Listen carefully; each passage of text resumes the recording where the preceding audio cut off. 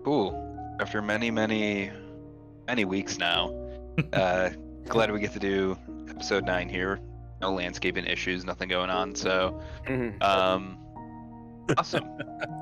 So, to recap from the previous week, week 8, you guys were led on a adventure to try to find some sort of nimble right, causing some sort of possible havoc from what you've been able to gather in the actual city. Possibly let off a fireball that ended up killing quite a few people, and in turn, possibly stealing the Stone of Galore that's kind of been the centerpiece of the actual adventure here.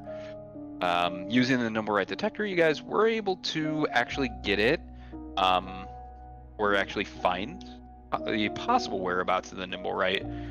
To your understanding, it is somewhere in a actual mansion that the name I am blanking on right now. Garlhelm Villa.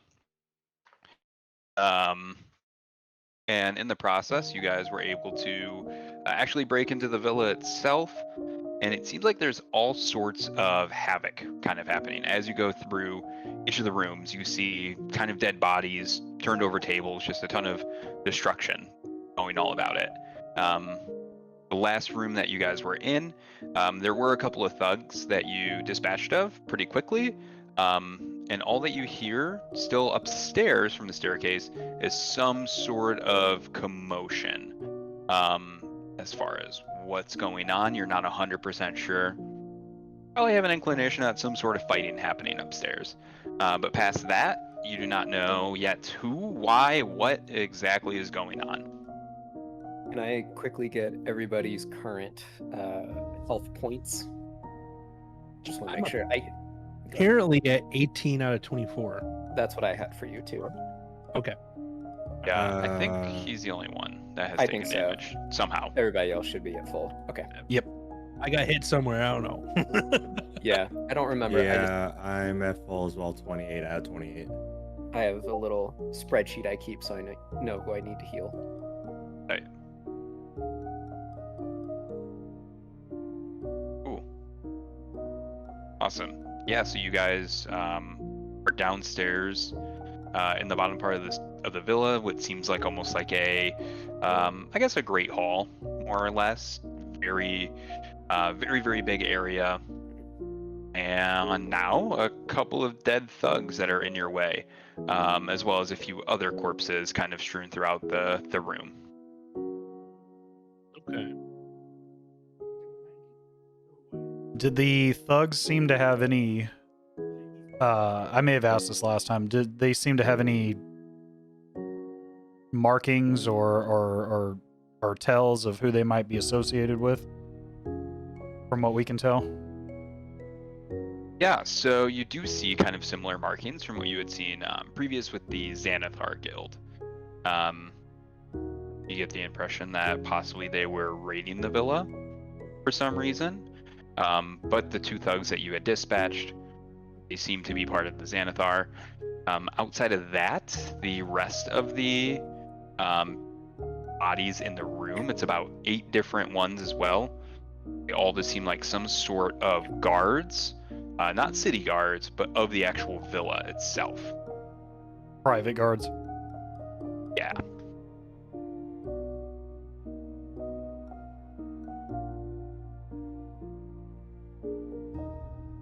Tenach, did you hear anyone upstairs when you were in here earlier before all this commotion began and we dispatched these Xanathar?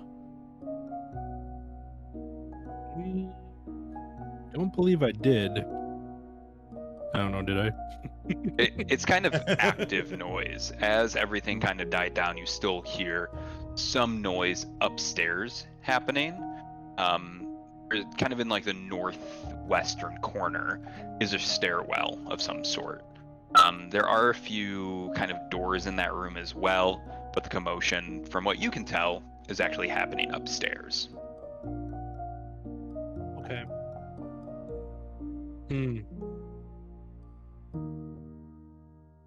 Well, if we're potentially going to enter find more of these thugs wandering about, where there's one, there's like cockroaches, there's many more.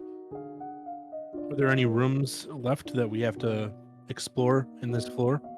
Or is there only a stairwell going up?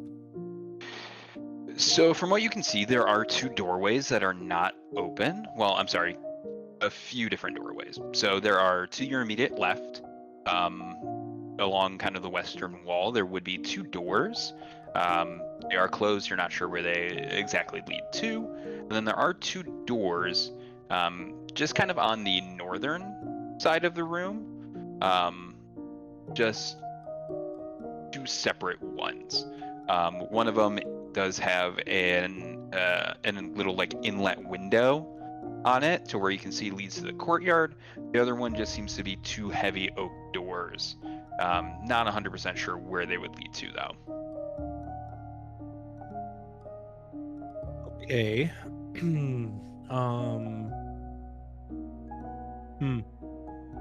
What are you boys feeling?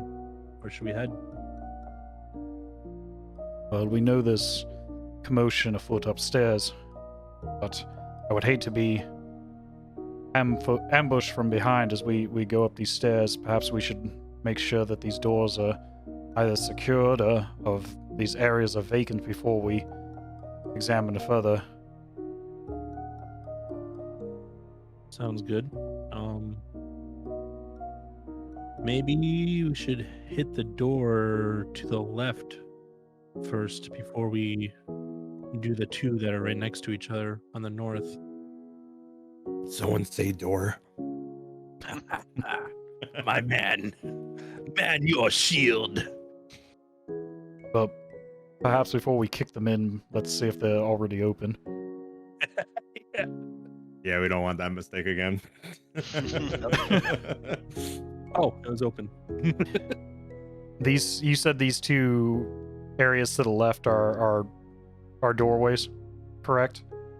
Yeah, 2 doorways to the left, to the north. You know that one of them leads out to that same courtyard that you had been to previous when you had first gotten into the actual compound. Okay.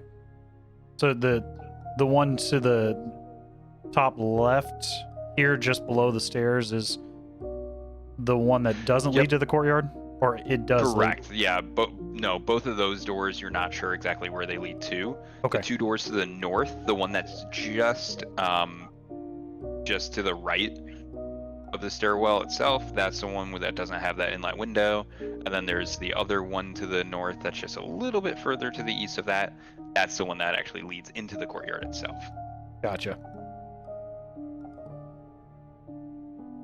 Perhaps we should see if there's anything suspicious in these rooms before we head upstairs. Yeah, let's do it. Let's check them out. I'm gonna casually, carefully, try to open this door, just below Abraxos, and just peer inside. Okay. My map is all still black on Roll20. Is it?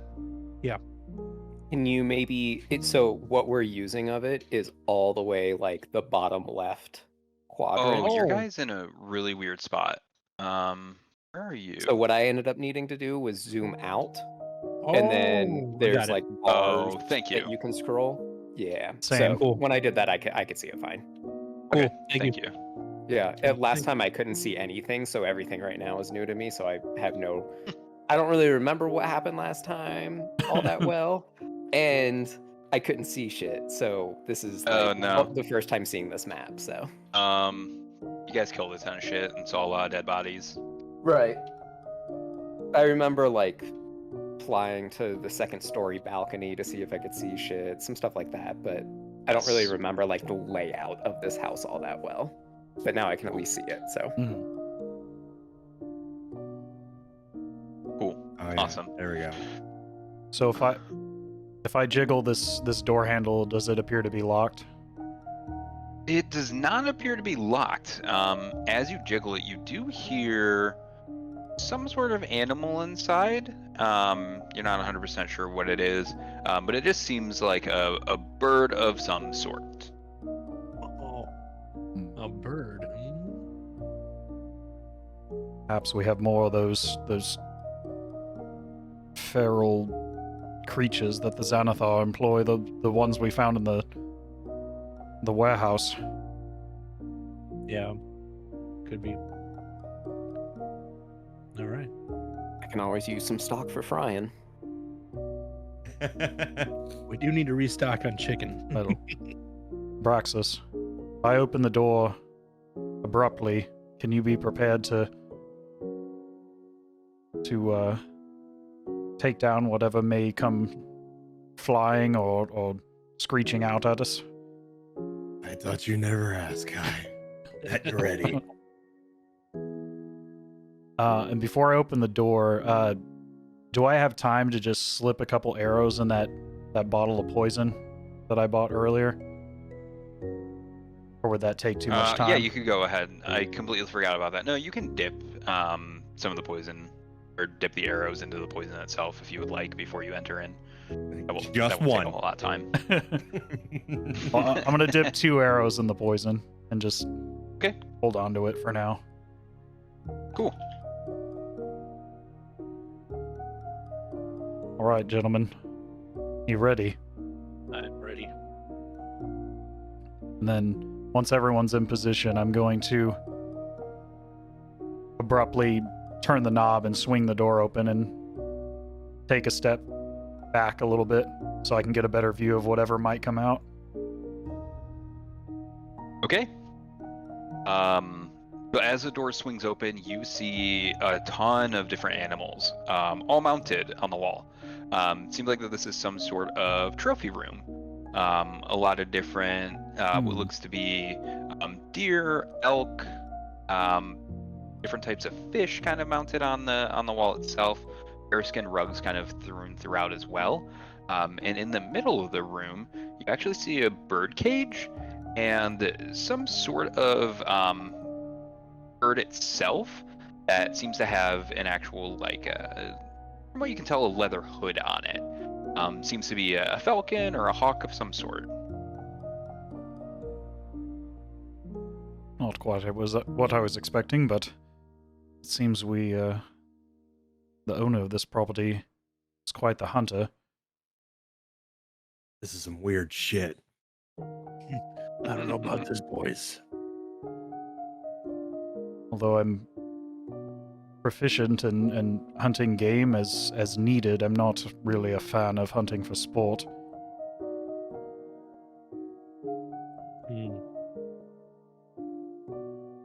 Okay. The door is now open and we can take a look inside. Yeah, you can see the entirety of the inside. Okay. It's a pretty small room. Yeah, there we go. Okay. Yeah, fairly small room. Like I said, kind of in the middle is just a circular table that has a cage, and the hawk itself is in that cage. Okay. And you said it had a hood over its eyes, like a hunter's hood or a training hood. Yeah, like a training hood. Mhm. Okay.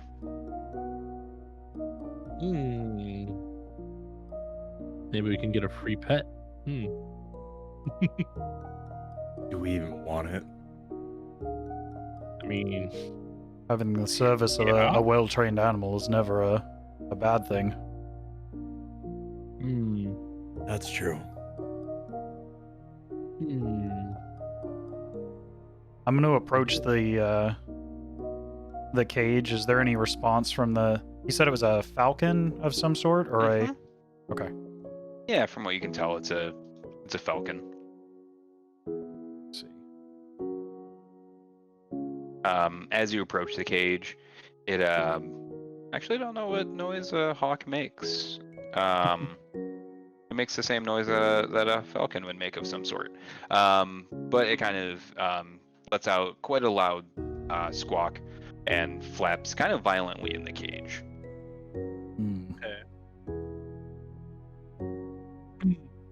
Well, it's quite a perceptive creature, but if it's partial to a particular owner, it may or may not be willing to listen to us. Does True. it seem like the cage is locked or secured in any way? It's latched. It doesn't actually have any sort of locking mechanism on it, but it is latched in such a way that the bird wouldn't be able to just kind of like make its way out. So from what I can tell, it seems agitated by our presence, being around it. Yeah. Okay. I'm gonna try and do an animal handling check and try and calm it down. Oh. Try and Okay. soothe the bird. Okay. All Yeah. right. Cool. Yeah. Go ahead and make a, like you said, animal handling check here. 19. Nice. Okay. Okay. Cool. Yeah. So as you approach the cage, the bird still seems a little bit agitated, not so much as when Kai actually came up to the cage itself. It's no longer kind of flapping, and its loud actual calls seem to kind of taper down a little bit as you approach. Okay. To actually tame the animal, you need a specific spell, right? I think. Like to try and like make it your own pet. So, if I'm not mistaken, there are no like general rules for taming any sort of animals. I think that it would just be an animal handling check. But for something like this, it would probably be a little bit harder since it seems to be like someone's actual pet rather than just a animal that's in the wild. Hmm. Okay. Yeah, because I was looking through my spells. I didn't really. I don't think I can get anything to tame animal. I'm not sure. Okay. What do you guys think? Should I try and get us a hunting bird? Well, a well-trained animal is worth its weight in gold. But whether or not Birds it'll don't listen... weigh that much, though, so how much is it really worth?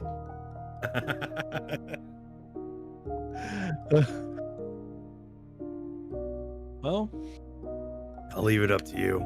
I don't care either way. okay. I'm gonna try and make this bird my familiar, if you will. I'd like to have a pet bird. If that's Okay. okay. All I Yeah. hear from Vale is, I want my bird from Iron Man 2. I want my bird. So, do you have anything like speak with animal friendship, anything like that at all? No, not prepared. Nothing prepared. No. Okay. Do you guys have anything like that? I have speak with animal. I can certainly try to communicate with the bird if it... But, I'm a goddamn bird. That's true. That's true. Foghorn is a bird. It's a different dialect, ODB. I don't know if Yeah. it's going to work this time. I speak Aarakocra, though, not some garbage falcon hawk stuff, though. Okay. damn. Poor bird's getting wrecked and doesn't even know it. Could you cast Speak with Animal on me? Is that possible, or is that self only? I'm reading it So- right now. Yeah, speak with animals is a self-cast spell. Yeah. It's what I tried to use on those dogs, but I don't think they were actual animals. I think they were Yeah, those are the spirit things. either those shadows or some sort of mechanical. Yeah, they're And shadow beasts. I can give you that extra 1d4 if it is something you need to roll for, like if it's some sort of check. So keep that in mind. Okay. Here, I'll put it in chat so you guys can see it. Speak with animals isn't, you just gain the ability. Yeah. Yeah, I don't have any friendly anything to increase. Man, that sucks. Perhaps this right, falcon maybe- knows what's going on. I mean, it seems like a rather intelligent animal. It sensed us the moment we came in the room. Okay, well, maybe. I mean, Kai, do you want to ask if it would like to come with us? If you want to cast Speak with Animal? Now, I really wish I hadn't used that earlier, because I get a free use of that once a day, but...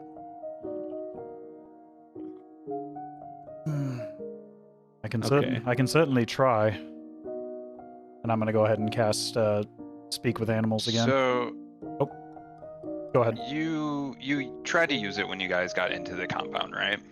Yes, I did. Okay. Oh, with the dogs, right? Yeah, and it didn't work then. So during the process, you would still have use of it from previous, since it is 10 minutes. Mhm. You guys kind of made your way through the compound. All combat's pretty quick, D&D. So you would Yeah. still have your original cast of it from previous. Sweet. Okay. So you don't have to recast, but it is something that will run out here shortly. Okay. Okay. Yeah, let's talk it up. Well, I'm gonna pull out a bit of my rations, some crackers or something, and kind of Bread roll, perhaps? stale bread roll. Yeah. I want to kill the bird. That bread roll almost killed us. Yeah. I'm gonna kind of break it up into little pieces, and then I'll lean in a little bit closer to the cage. You understand me in Falcon? I don't know what the requirements to speak with. I mean, you would just be like communicating with the thing itself. Okay. So falcons are not the smartest animals. They're not quite like ravens or anything like that, but it does seem to communicate in some way. While everyone just hears kind of squawks, you end up actually hearing it say, out, out, out. Out. We're looking for your masters, your caretakers. We're concerned for their safety, little one. Do you know what happened here? The falcon seems to take offense to you calling it little one, as it still keeps saying out, out, out, and starts flying into the actual door, or the latched part of the cage itself. We mean you no harm. We're trying to help the people here. And I'll put a little bit of the food down at the bottom of the cage, and then pull my hand away.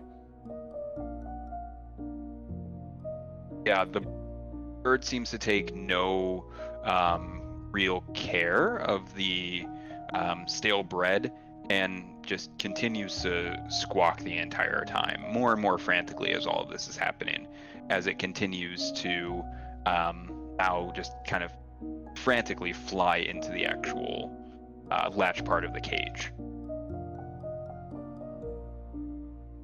Damn.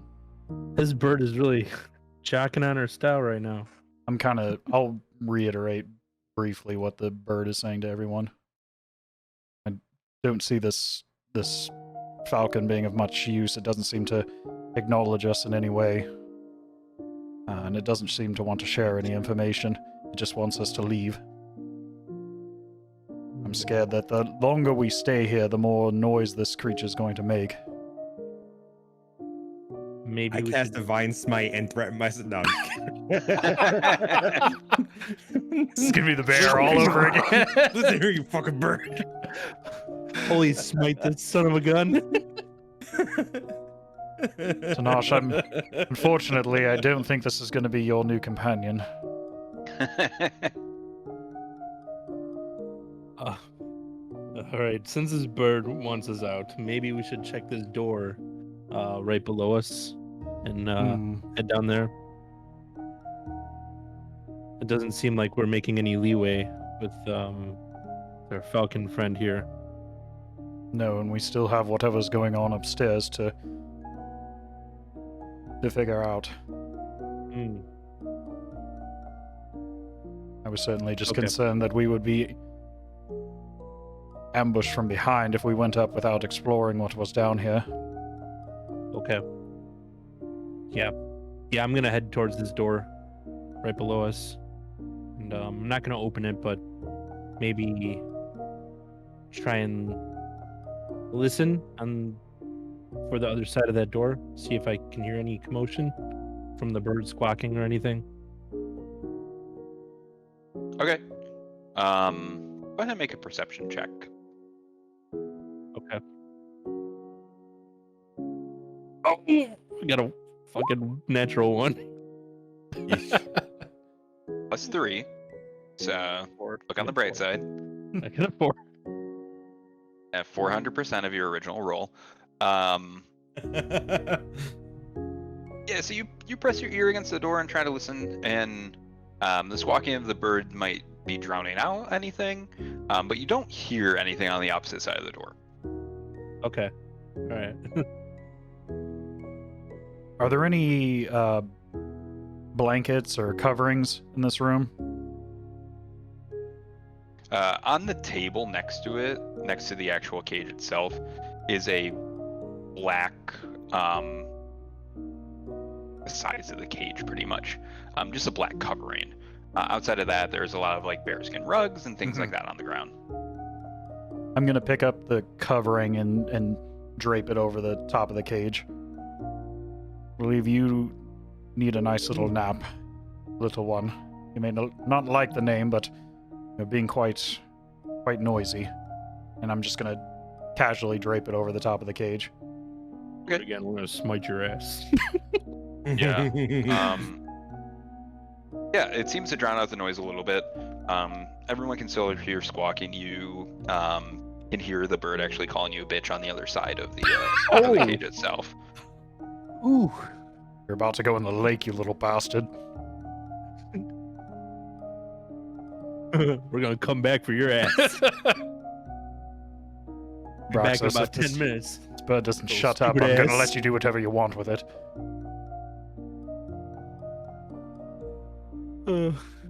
Bring your owner's head on pike. We'll see how you feel about that, you dumb fucking bird. Christ. Oh.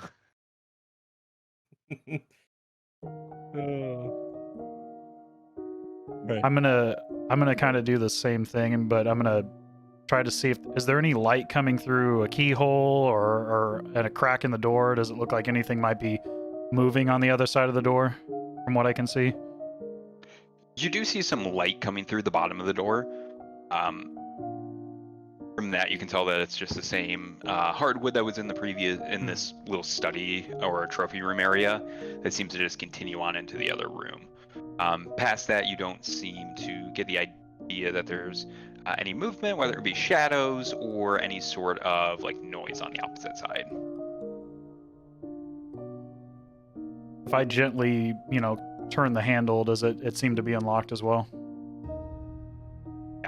Yeah, it's an internal door. It's just Okay. completely unlocked. Got it. Okay.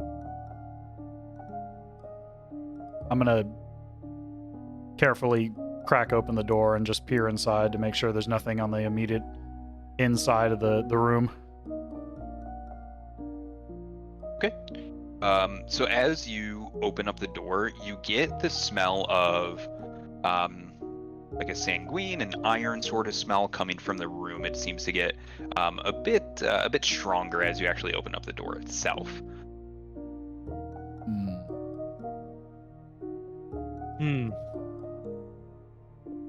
Okay. Does it have like when you say sanguine, does it have like an alcoholic smell to it, like a fermented? No, just kind of like a Like a rotten or so smell? just almost like rotten or just a not very pleasant sort of smell. Okay. This is either an intentional room for storing food, some sort of fermenting room, or something behind this door has expired and is in the process of rotting. Uh-oh, Gotta re- stinky. Or it's a really bad bathroom, and somebody had a really Hate bad this. night. Uh-oh, stinky. Ye olde Taco Bell. Yeah. Who's eating Taco Bell in there? Oh, God. Yeah, let's check out the room. I'm See gonna what's in there. grab just a rag or something and cover my nose and open the door fully. So as you open up the door fully, it seems to be that same smell kind of wafts through in full at this point. From what you can see on the ground is another rug, but this time it is not a bearskin rug, but more like a plush sort of area rug that is completely stained in blood at this point. From what you can see, there are 2 dead guards, similar to the ones that you've kind of found throughout the compound itself so far, but these ones are much more brutalized than the previous ones. Damn. Oh my god. Okay. Whatever killed these men certainly didn't hold back any.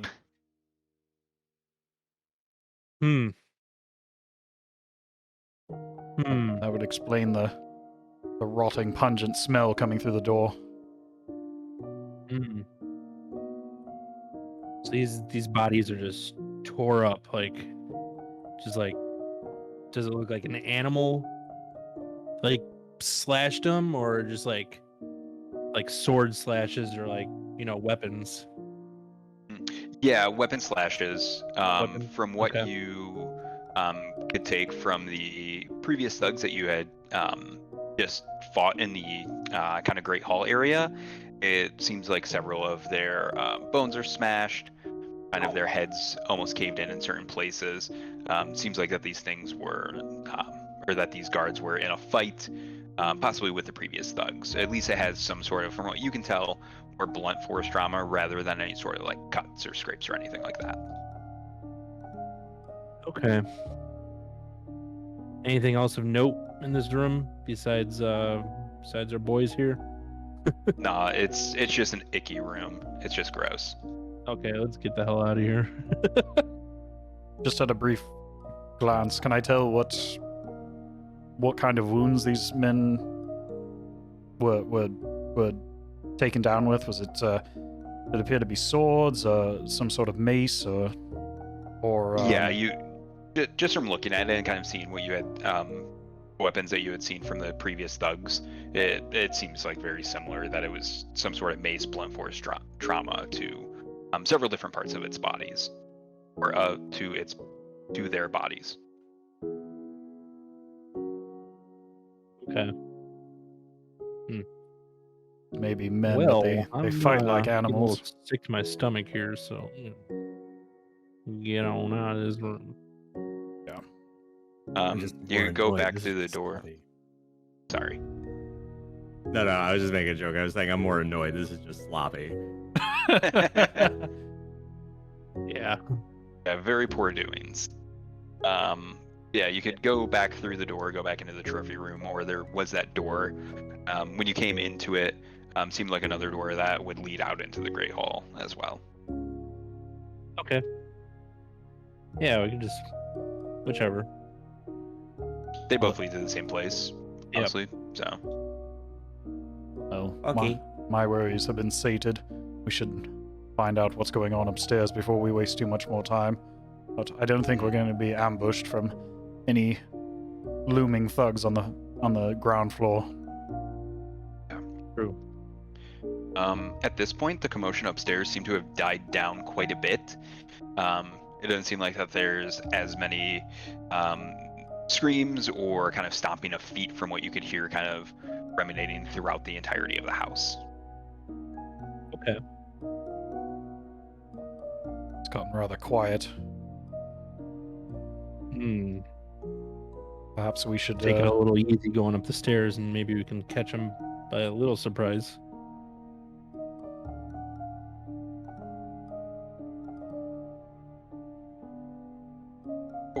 So are you guys just gonna kind of saunter up the stairs slowly? Take it.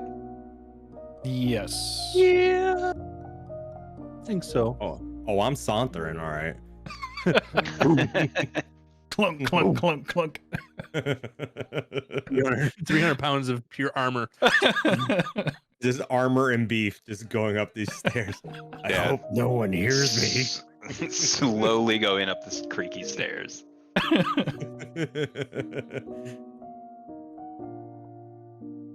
Yeah, let's make our way.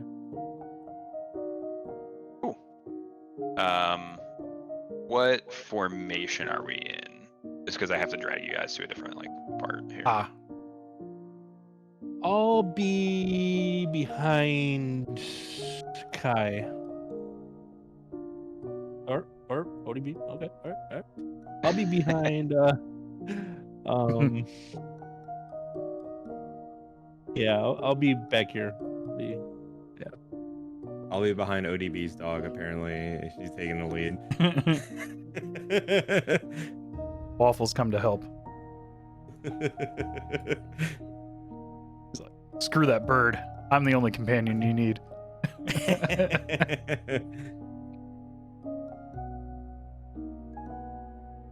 So I think that's the formation.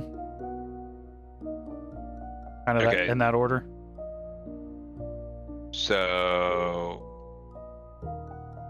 okay, so Kai, you would be at the front of the stairs leading up at this point, or Abraxos would be at this. I can go Sorry. first. I'm fine with Okay. going first.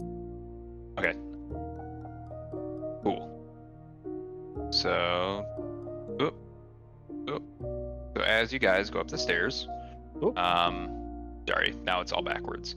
Yep. All right, I see it. Cool. Awesome. It's just if you guys scroll up a little bit from where we are now, Yep. it should Yeah, go yeah. ahead and I got it. Okay. Awesome. So as you go up the stairs, there are some more of the thugs that you had seen previous. Several of them at this point are on the ground. Seems to be kind of completely out of it. The floor itself is kind of strewn with a ton of different dead bodies. There's a mix of the actual Xanathar thugs themselves, as well as some other members of the guardsmen as well, are all on the ground. You can see from your perspective at least 2 other guards at this point that do seem wounded, but still somewhat capable. And as they see you come up the stairs, they do not really take note of anything, of any sort of markings on you guys. They just instantly kind of go into an aggressive sort of stance. Any initiative rolls. Initiative rolls.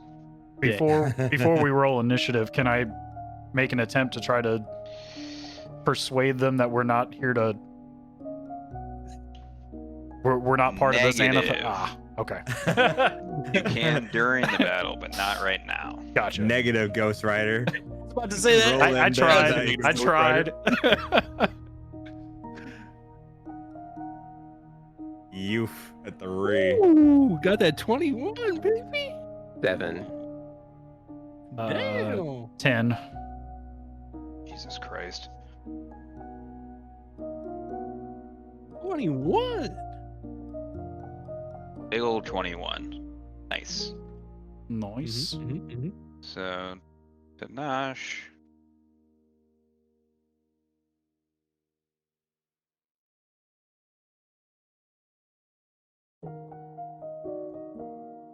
And cool.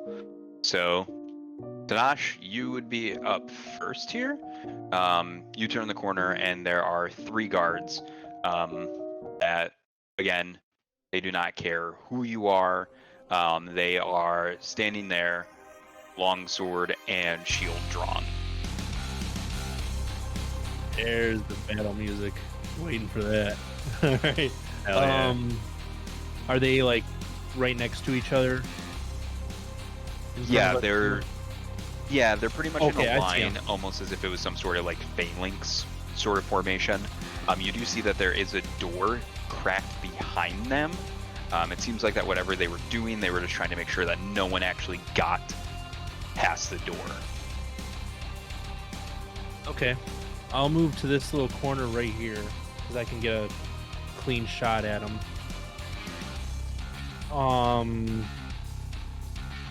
And then I think I will cast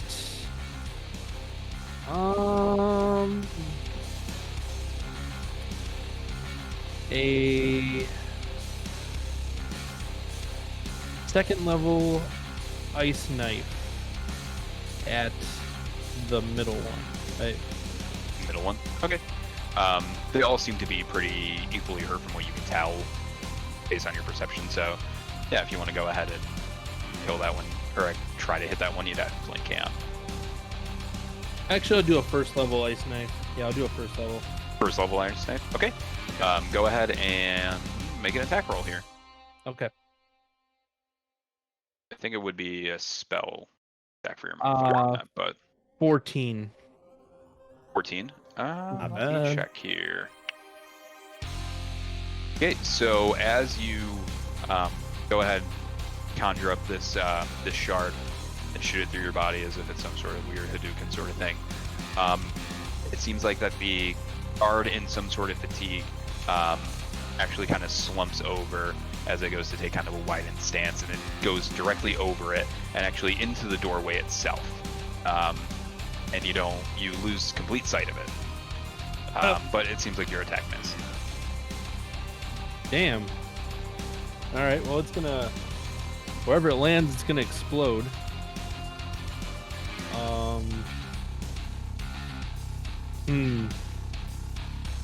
Got how that works. Okay.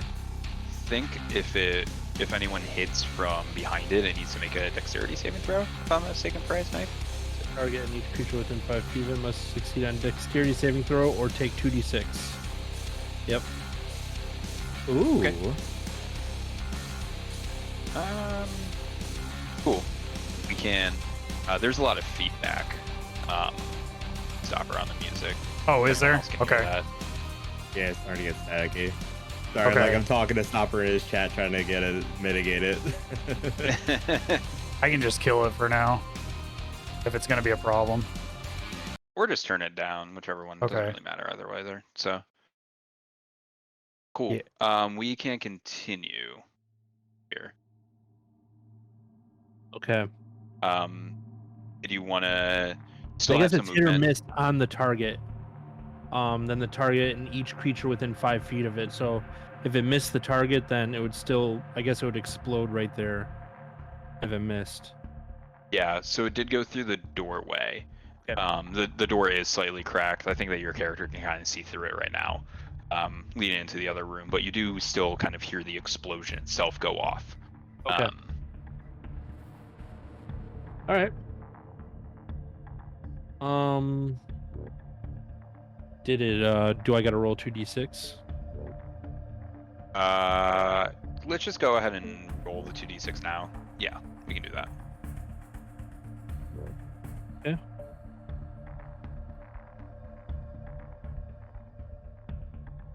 2 damage. Are you kidding me? Wow. Jesus. Snake eyes, baby. All right. Wow. Is this an ad for Snake Eyes, the G.I. Joe movie coming out soon? Wow, wow, wow. No free clout.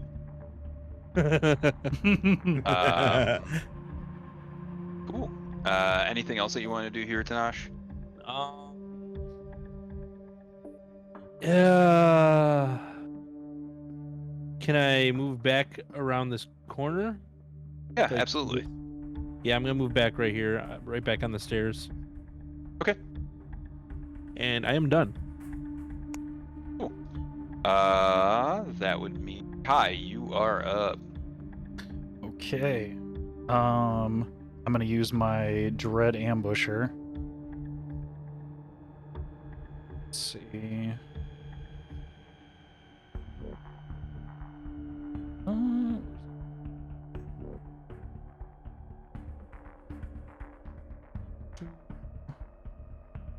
Sorry, I gotta read it again. 'Cause I forget exactly.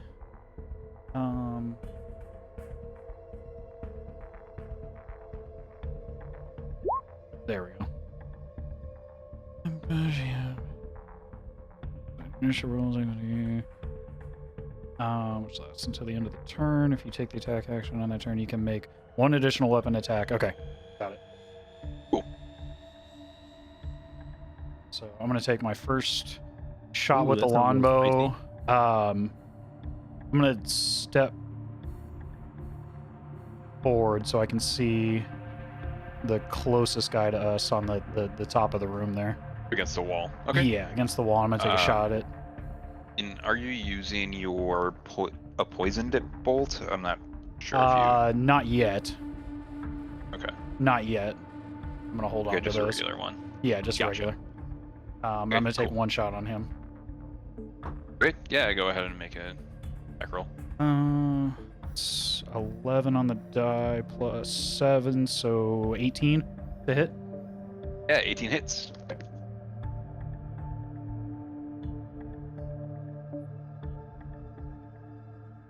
8 plus 3, so 11 damage. Piercing. 11. Yeah. Okay, cool. And then just to confirm, that was with your additional D8. No. That's just the first shot. That doesn't get the additional D8.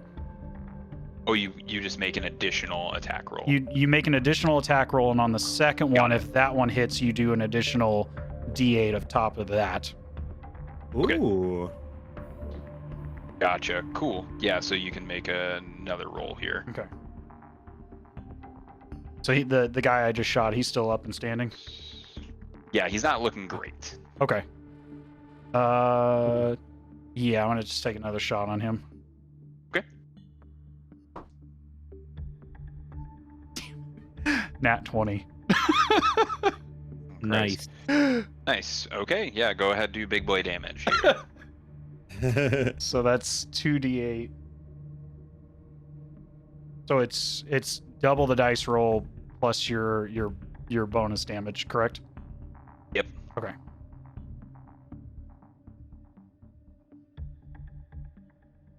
That's 7 and 7, so 20, 31 damage. Fuck Jeez, dude. Oh, Damn. yeah. Yeah, so as you go and draw back another shot at this, it does have the guard has a little bit of a visage, and you seem to kind of just barely go between where the middle part and the side part is, and it seems to go directly through the eye, and you hear a really huge kaplunk as it kind of goes in and hits the back of the helmet itself. The guy kind of makes no sort of movement, slumps over onto its shield as it then just kind of rolls over onto its right side. Sweet. I kind of imagine it's like that meme of the visor that's like half an inch thick and the arrow still manages to hit a dead center.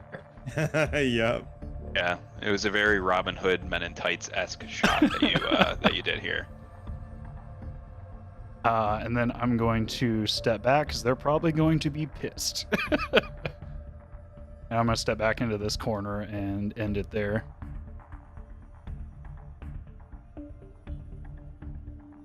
Okay. Cool. That means Foghorn.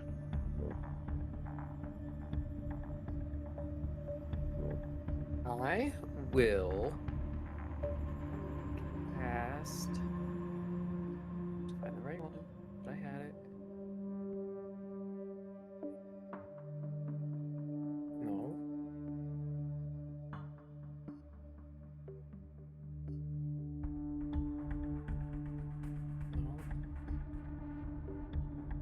No. This one. I'm gonna cast Shield of Faith, Nice. which is a shimmering field appears and surrounds a creature of your choice within range, granting it a +2 bonus to AC for the duration. And it is a concentration spell, 10 minutes. Cool. Actually, before you cast that, here's the question. ODB, you cast the Shield of Faith the last time, right? Mm-hmm. Okay, you're recasting it? Yeah, because I assume by Okay. now it has expired. We've done some exploring. Like Oh, fair, you're right. Yeah. It only lasts for 10 minutes. I'm just debating who. I feel like you're strong enough as you are. Yeah, and I have Shield of Faith also, so don't worry about it. I'm good. Sweet. So Maybe Kai? yeah, that's what I'm thinking. I feel like if he can stay in and just keep firing arrows, that's probably a good bet for us. So, well, how many more, before I get into this, how many more can we see currently? In the area just up at the top of the stairs, it's almost like a landing from what you can tell. There are 2 more guards that are alive at this point from what you can see. See, my thinking here is, because it does take a spell slot, so am I better off just attacking for now and saving that for if we do get into a heavier fight? It does last for 10 minutes, so... It lasts for 10 minutes and it is a bonus spell as well. So you would still have an action on top of this if you were to do like a normal sort of Ooh. attack of some sort. Where? Oh, 1 bonus action. Tight. Okay, so let's go ahead and do that. We'll start with my bonus action. I know it's kind of backwards, but I'm going to go ahead and cast it on Kai. Okay, so you get So +2 Kai- AC. Okay. Yep. As long as I'm concentrating on you. And I will move 5, 10. Boom. To here. Okay, And I will swing my magic mace. cool. Oy.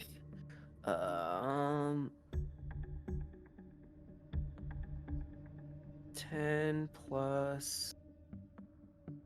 Where's my damn actions? 14 to hit. 14 to hit on the... The one guard? like around the corner. Yeah. So the one around the corner is dead. So it would be the one Yes. that would previously in the middle. Okay. Yes. You want to stand there, or did you can still hit it from where you were standing prior? Yeah. Okay, cool. 14. So as you go ahead and go to take a swing, it does seem to have a pretty good guard, and it does block with the edge of its shield as you go to take a swing. Okay. Since I am actually in this square and not right up on him, would he get an attack of opportunity if I were to move back? Yes, since you are in range of it, it would have an attack of opportunity on you if you were to then go ahead and take any sort of movement away outside of its range. Then I'm gonna stand right here. And that'll be the end of my turn. Okay. Cool. So as this is happening, suddenly the door flies open. You see a pretty hulking half-orc step through. In that process, he sees you currently just standing by this dead body, and it's not quite sure what had happened, but it's just going to go ahead and actually put its hand on the back of the one guard that you was trying to swing at and almost push him out of the way as the guard seems to slightly stumble forward and just stand directly in front of you. He is going to go ahead and make an attack directly at you here, ODB. Let me just check something real quick. Oh. Oh shit. What's its attack? Sounds like I'm about to transform into something. No, I wish I got that crit last or this next round. Okay, I'm gonna go ahead and Let me start looking up animals. oh shit, I just lost his stats here. Sorry. There we go again. Sweetie misses. You don't have his That's stats. That means he misses automatically. We win. Yeah, I forgot about that rule in the handbook. We win, guys. Next turn. It's on the last page. It's hard to miss. I'm an idiot. So it's going to actually take 3 attacks here. Oh, Oh, fuck. An 18 and a 24, and then the other one was an 11. Does an 18 and a 24 hit? both of those hit because I just. Oh. I don't I mean, I don't feel like I changed it, so I think I just still have my leather armor on because I was flying outside. I don't think I changed when we came in. Thanks. Okay, so the first attack is gonna hit you for 13. Oh. And the second one is going to hit you for 9 damage. 13 and 9. Oh my lord. Okay. In the process, when he pushed his way through, he did push the one guard to the ground as he stumbled. Takes damage. And the one guard, unfortunately, does not take damage, but he does take a bit of time to actually get up and reorientate himself. And he doesn't have a chance to go ahead and swing at all here. BB, what are your hit points at? 7. They are down to 7 now. Oh, shit. Okay. You heard it. Yeah, he hurts. Okay, so he is the one veteran stands up and he's in the same placement. The other one is going to move and attempt to swing at you as well here. Let's see here. 9 and an 11. On you, ODB, I'm assuming those don't hit. An 11 and a 2? No. An 11 and 9. Okay, Oh, cool. and a 9. Sorry, no. Oh. That's fine. Neither of those hit. So they both go, or he goes to take a swing at you, and because of the close quarters with his other guard, it doesn't seem that anything seems to be happening. Cool. That means, Abraxos, you would be up next. I don't think you see the happenings, but I you just do hear hear it. them. You hear everything going down. All right. So let me just see here. I'm gonna go 5. Oh wow. Okay. Shoot. Okay. All right. So ODB is there. I can't do anything. So is the one? I'm just gonna put my guy down here for a sec. Is the one that's directly in front of me? Is this the one that's dead, or is it the one that's diagonal from ODB?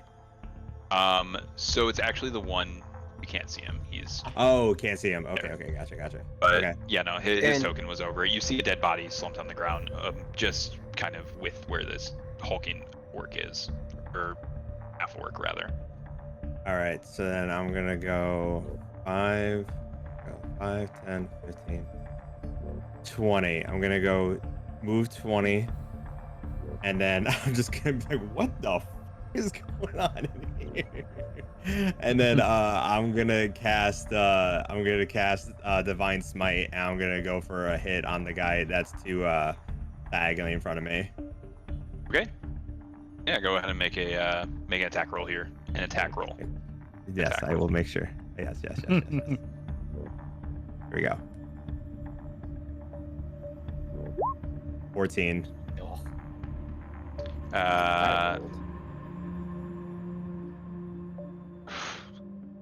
Unfortunately, a 14 does not hit. I had a feeling. Okay. So in that case, I'm going to. Is this a bonus action? Okay. I'm gonna do a bonus action, and I'm gonna cast Shield of Faith, and I'm gonna cast it on Foghorn to give him the +2, so that Thank they you, sir. make it harder to hit him. Okay. Awesome. Yeah, so +2 AC for now, Foghorn. Correct. Thank you. You are welcome, friend. Nice. That would give us up to the top of the order. Tenach, you would be back up here. Okay. Let me see here. I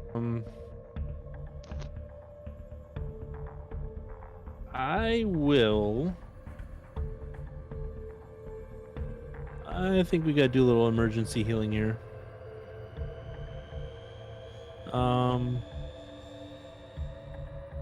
Let's see. Can I transform as a bonus action, or is that a? I think it's a regular action. Yeah, I think that's your action. I'm pretty sure. Yep, as an action. Shit. It's alright, go ahead and transform. I mean, worst thing that happens is unless this thing absolutely goes nuts on me, it's not going to kill me, but it might knock me down. And in that case, you pull me back so I'm not in the front line, and we can address it then. But Okay. Yeah, I'm just gonna heal you right now, dude. I'm just gonna. Can I touch him from this corner right here? Oh, you can touch him, all right. Oh, I can touch. Disgusting. Hey, we're just healing. We're healing among friends. We're just a bunch of sailors healing. That's all it is. To caress his hair a little bit, you know. Just give it a little. Ruffle Look his me in the feathers. eyes when you heal me. He's like, give him a shoulder rub, you know, just like. How does this feel for you? Oh God. depends how many health points I get. And I will cast a level 2 Cure Wounds. Nice. How many spell slots do you have left I've- after that? I have 2. Okay, good. So this is I'll make one sure out you're of. not using it all. This is a big emergency mode though, so it's worth. Okay, let's do it. Cool. So 2d8 plus whatever your modifier is.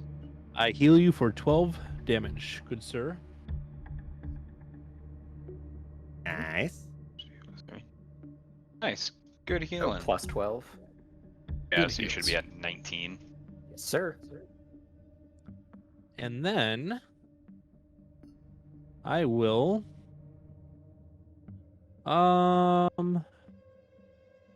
move behind Abraxos. I think that's all I can really do right now. Great. Yeah. Yeah, I can't transform or nothing, so we're good. Pass turn. Sorry, it's hailing. And people is very confused by it.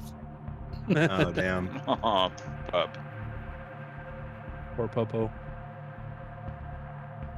Silver looks very well lit inside that room too. I am also confused. Cool. That would be Kai. You are up next. I don't think that you saw this hulking individual, but you hear quite a bit of shit going on around the corner. Yeah, I imagine having heard that, a half orc You get a might. pretty good idea. Yeah, I'm imagining there's at least something quite large and dangerous up ahead. And watching Tenach heal. Can I pass through the same space as somebody and move to the other side of them, or do I have to stay on this? No, I'm pretty sure that all of you can occupy the same space since none of you are large. Okay. So, having heard that, and now my, danger sense is kind of going through the roof, having heard this big hulking creature, Kai is going to, drag his fingertips across the scar on his chest and cast Zephyr Strike. Ugh, gross. Oh, shit. And Oh, I'm going to baby. run through this Shit. corner and see this big bastard and go, you, sir, need to go down. And I'm gonna pull out I'm gonna pull out one of the poisoned arrows, and I'm gonna take my first, or I'm gonna take the strike with advantage from Zephyr Strike. Okay. This is what he looks like in case everyone is interested. Nice. You need to die. Looks battle scarred. Oh.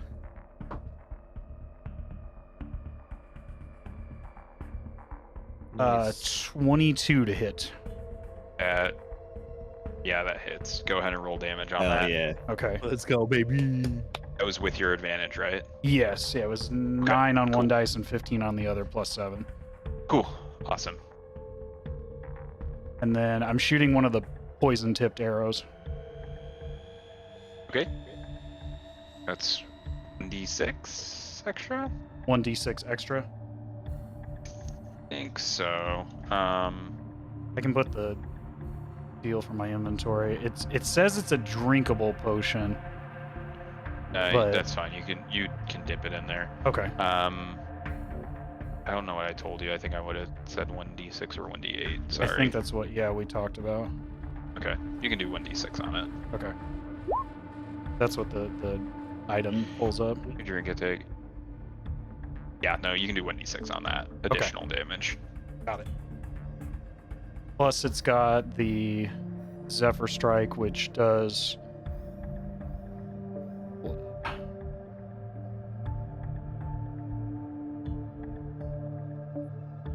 Zephyr Strike gets an additional 1d8. Yeah.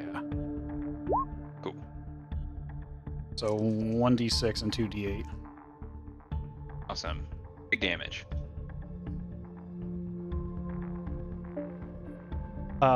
17 total damage. Okay, cool. Awesome. Do you have another attack? Or was that with your poison and everything? That was with the... Yeah, it would be 2 poison damage, I'm sorry. So it was 4 force damage, 6 piercing, and 2 poison. Cool. And then I am going to remain in this corner over here so I have line of sight of everyone. Nice.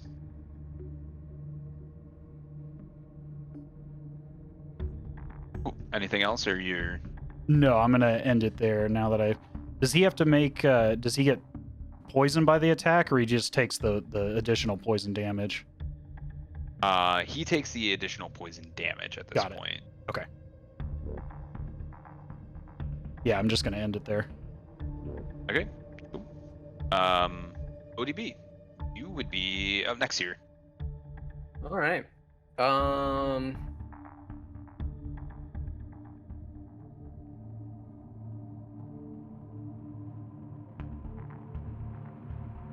Debating. All right, I'm gonna go ahead and do.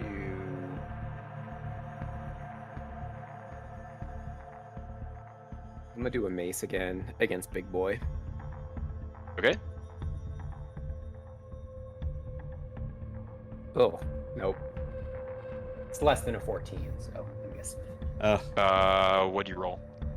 Let me see what we do. 12. 12 hits. Go ahead and roll damage. This is D6. Oh! 8 points of bludgeoning damage. Ooh. Nice. Nice. I rolled a 6. Nice. Yeah. It's my best roll so far. It's my only. It's my only decent roll. Awesome. Let's see if there's not really anything worth doing for my bonus.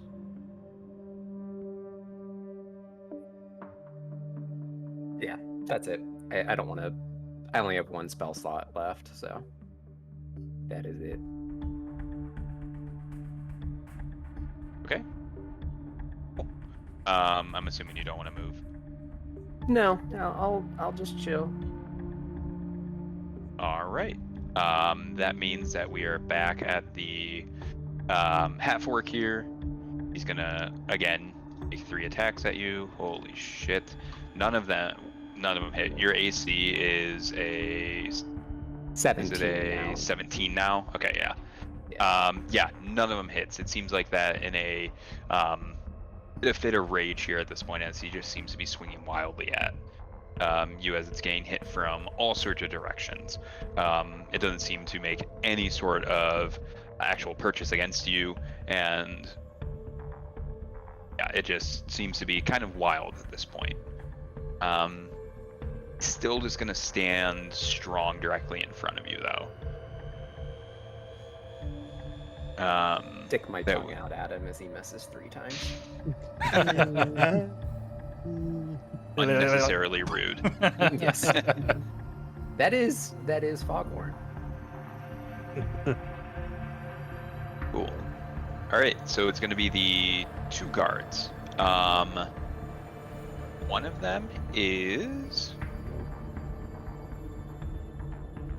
It's going to go ahead and move on over in front of Kai. Hello. To go ahead and try to take some swings at it. That would go ahead and prompt an attack of opportunity from both you, Foghorn, and Abraxos in the process. I will gladly take mine. Nice. You first, Foghorn. He fucked you up the most. Get that revenge. Oh yeah. 21 to hit. 21 definitely hits. Go ahead and roll damage on that. No. 3. Okay. Cool. Awesome. Now, Abraxos, you can go ahead and make yours here. 23, baby. Nice. Ooh, big boy. Yeah, go ahead and roll damage on that too. Uh-oh. Okay. Am I allowed to do smite while I'm doing the attack or no? It would be a is base it? attack if you had Okay. anything. If it was previously on your weapon, yeah, but it would just be a base otherwise. Okay, then no. Okay. I do. Piercing. 10, baby! Nice. Nice. scumbag? Awesome. Yeah, so as this guard starts to walk away, doesn't seem to have any sort of actual armor on the back of its legs as you both just kind of take pot shots at it. He still makes his way over towards Kai, but in the process is not feeling too hot. He is still going to go ahead and take a swing, and just miss completely. It seems like that your guys' attacks seem to kind of do a little bit more than what he was expecting. And as he goes to swing, it's quite the feeble attempt. But that would mean the other veteran is just going to take a normal swing here at Foghorn. That might be close. 17 is my AC. It does not hit, unfortunately. Oh, it makes 2 attacks. Another one. That also does not hit. That +2 is actually coming in handy because it was a 15 and a 16. Oh So, my God. Nice. yeah, the other Nice one Paladin. is also taking some feeble swings here, as nothing seems to be making any sort of damage against anyone in the group at this point, outside of this big hulking half-orc. But that would mean Abraxos, you are up next. One hulking guy kind of close to you, one veteran that's not looking too great, and then another one that is still not looking too great, but a little bit outside of your actual range here at this point. All right, let me just double check one thing. Okay. So I'm just checking a spell real quick.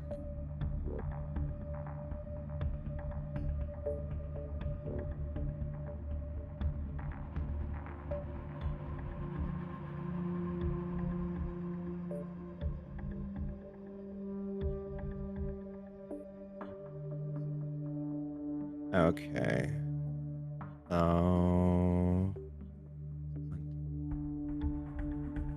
Okay.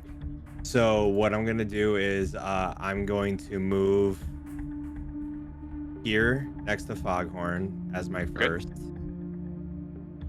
As a bonus action, I am going to cast Compelled Duel on the guy who would make 3 attacks. That way he can't go after ODB anymore. Let me just make sure what I gotta do. I attempt here. Actually, let me do this. Nope, I don't remember that's this spell at all. That's not what I wanted to do. Hold on. I want to actually link it. This one? There we go. You attempt to compel a creature in duel that you can see must make a wisdom saving throw. On a failed save, he has to for a duration has disadvantage on attack rolls against creatures other than you. I don't think I've ever seen anyone use this. This is cool as fuck. Yeah, I figured it'd be kind of useful in certain situations. Basically, like, I'm happy, bro. Literally. Okay, cool. So it's just a wisdom saving throw? Yeah, that's what it looks like. And then if he fails, if the monster fails, then any other creature he attacks besides me, he gets disadvantage. And every time he tries to move a space more than 30 feet away from me, he has to also cast a wisdom saving throw too. Okay. Nice. Okay, cool. Let me go ahead and see. So it's going to be +2. That would be an 8 + 2, which I think would fail here. Let me check one thing though with the dude.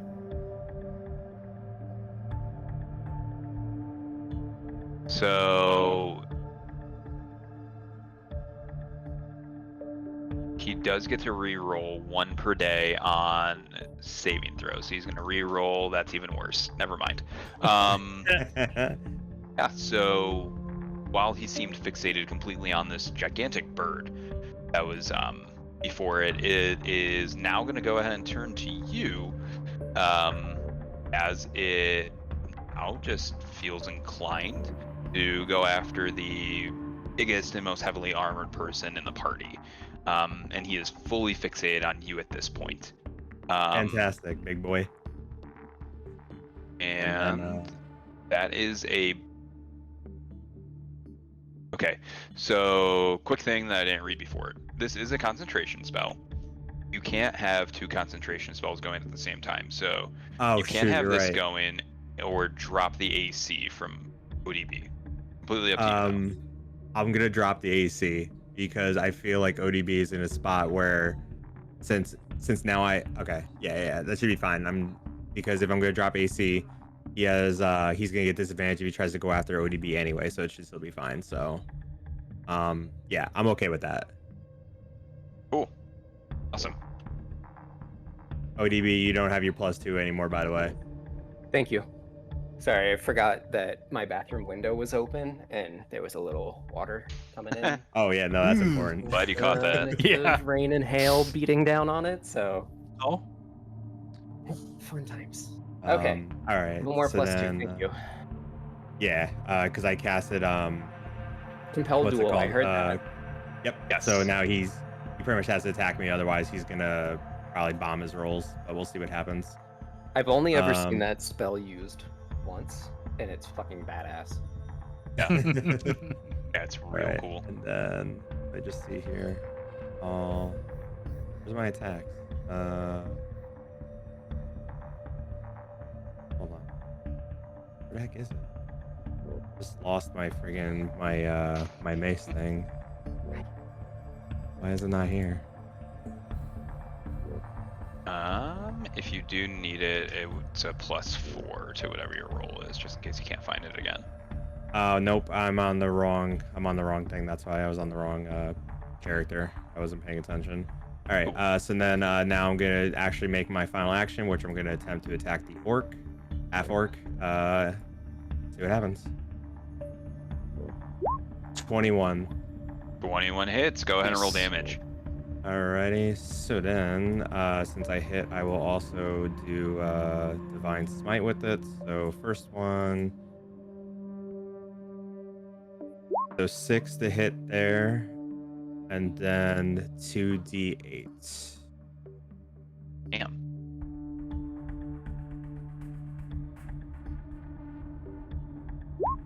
So 17 total. So 11 radiant, 6 normal. I'm sorry, 6 piercing. Cool. I don't think the radiant does anything to him. Okay. No. Okay. No, that's awesome. Cool. Yeah. So, you're just taking some heavy swings at this guy. At this point, he is staring directly at you, despite having a bird creature just to its right, and it is fully fixated on you. And in the process, you are still able to take some swings away, and suddenly this guy is looking a lot less. Has a bit less vitality than previous. Cool. Anything else you want to do? You're looking a little pale. You're looking a little. I can't even talk. You're looking a little pale there, friend. You all right? Just You can BMing start him. speaking in orc. War, war, war, war. That notable dialect. That sounds like a Swedish chef. You speak Orc, actually. It's one of my languages. So do Oh. I. There you go. I lean over to ODB. What's he saying? I didn't hear what he said. What did he say? He just went wart, wart, wart. That's it. Wah, wah, Oh, wah. he said wah wah wah. I mean, he's pissed. I mean, okay, sure, whatever. I guess That- he's, losing oxygen fast. So, I mean, I guess whatever. Yeah, that's universal. Everyone knows what war means. Nice. Awesome. That would mean we are back at the top of the order here now. Tenach. Looks like there's still 2 guards, as well as this hulking guy who is taking quite a few hits at this point. How are the guards looking?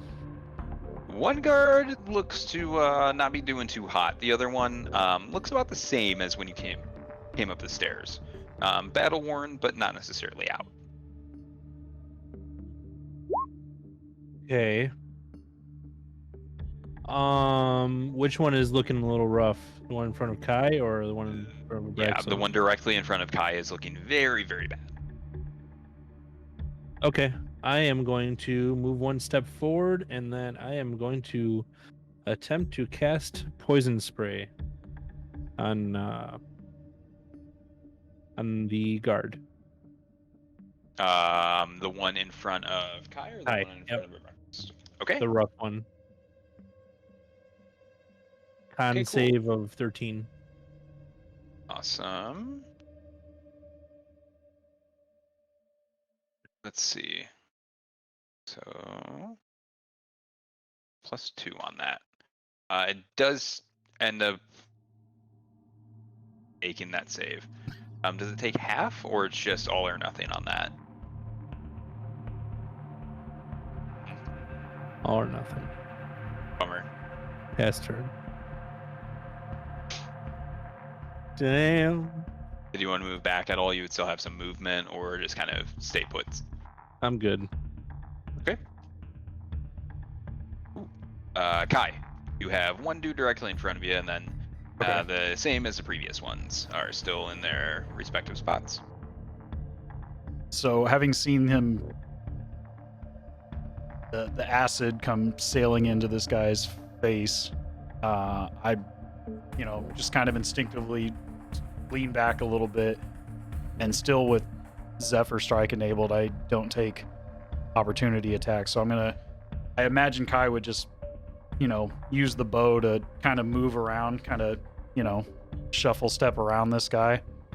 Okay. To evade his maneuver and step behind him. And I'm going to take a couple steps back, spin, and fire another arrow directly into his back.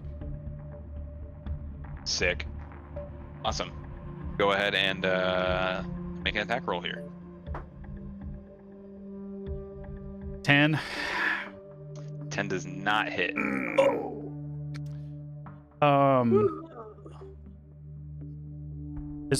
One question, as far as inspiration points, can you give your inspiration point to someone else?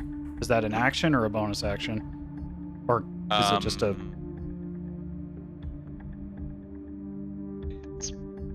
pretty much nothing. You can give it at any point. I'm gonna, having missed that shot, I'm gonna, because my original target was to take down the big half orc. I'm gonna turn to Abraxos. Abraxos, I think you could use this gift from the Emerald Enclave just a tad bit more than I do right now, and I'm gonna give my inspiration to Abraxos. Ooh. I feel Pretty different. much get you can just more or less just make an additional roll. If something seems you roll, and you can tell me if you want to use inspiration or not before the results are known. Got it. Sounds good. I will hold on to that. Put him in the ground. Planning on it. You gotta use inspiration before your roll, right? Or after you fail. So you can roll, and then you can either say, I want to use inspiration before you know the results. I can't say, oh, you failed that, and then you just say, oh, I want to use my inspiration. Okay, so before you roll, basically, you gotta say, I'm gonna use inspiration, because then you get a second. So you can roll, and then you get to determine, do I want to roll again, more or less, before you know the results of what your previous roll is. So let's say a saving throw was like 15, and you roll, and you're just like, I don't think I would hit that for whatever it is, or you don't know what that save is. You would then say, I want to use my inspiration and roll again before I tell you whether you had succeeded or failed on your first roll. Oh, okay. All right, cool. Now, I'm going to assume this is how it works. I just want to make sure. If I say I use inspiration for the attack roll and I hit, I can't use it for the damage roll, right? I would have to actually roll, and then if I want to do the inspiration on the damage, I had to say inspiration before I roll the damage? Or would it cover the whole thing? You can't use it on damage. You can use it on attack rolls, saving throws, or any sort of ability checks. Gotcha. Pretty much any like D20 type roll you're gonna do. Yep. Okay. Fair enough.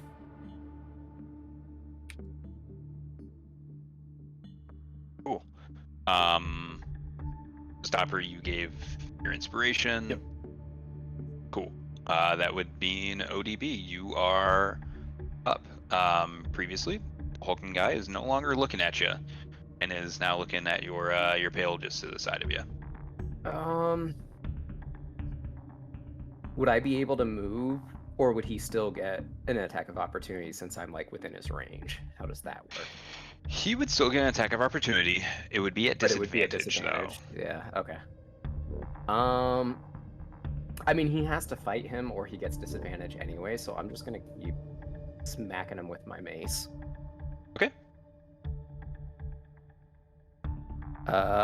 18 to hit. 18 for sure hits. Go ahead and roll damage on that. Nice. 5 bludgeoning. Cool. Awesome. Yeah, so this guy, even though you're still just hating it outside at this point, he is not really kind of taking a whole lot of notice.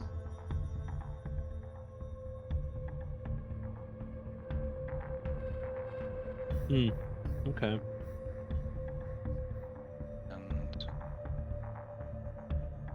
Cool. Anything else that you want to do here? No. I gotta save my spell. Let me see if any of these are bonus action. No. No bonus actions.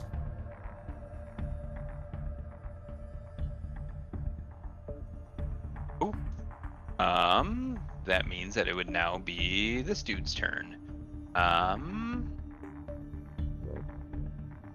Let's see here. At 1. The one attack's gonna fail. Does a 19 hit you, Abraxos? No, it needs to be a 20. It needs to be a 20. Okay, so he goes to wildly swing, and in the process, his first swing actually hits his buddy next to him. Nice. This is not going to be good for him. Jesus. Okay.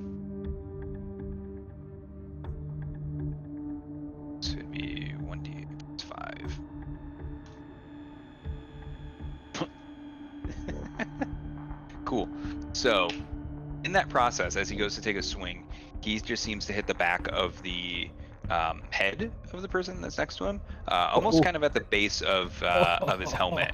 And in the process, you all kind of hear this nice loud crunch that kind of reverberates amongst the room.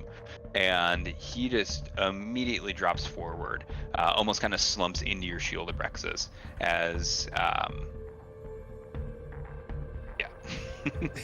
just kind of rub him off, and he is now still at the base of your shield, but more so in like a weird, like curved L shape on the ground, pinned between the ground and your shield.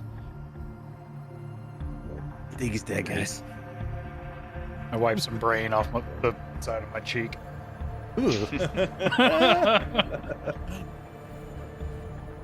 Yeah, so that means that veteran would not get a turn here.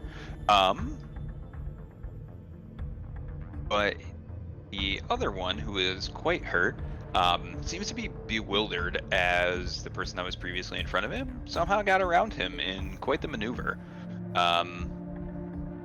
He's going to just kind of look and see what's around him, as he does seem to be quite frantic at this point, as his partner just got absolutely obliterated. And he is going to take a swing at you, Abraxos. Holy shit. He completely misses. It was another natural one. Nice. In the process, as he goes to take a backswing with his sword, he goes back, and as he comes forward, it just seems to be his actual arm. The sword has since actually gone into the wood behind him, and he now doesn't have a weapon. And he just kind of feebly smacks the side of your shoulder. Good job out Really? there, chap. Really? Love it. That's pathetic. Let's stay on the job. Awesome. So as this happens, Abraxos, you kind of get a pat on the back, and you are up. Okay, let me just double check one other thing. Let me just see here real quick. How long does this last?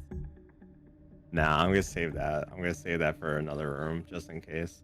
All right, I'm just gonna attack the dude that's in front of me again. Big boy. Big boy, and I will use the inspiration. I might as well. So here we go.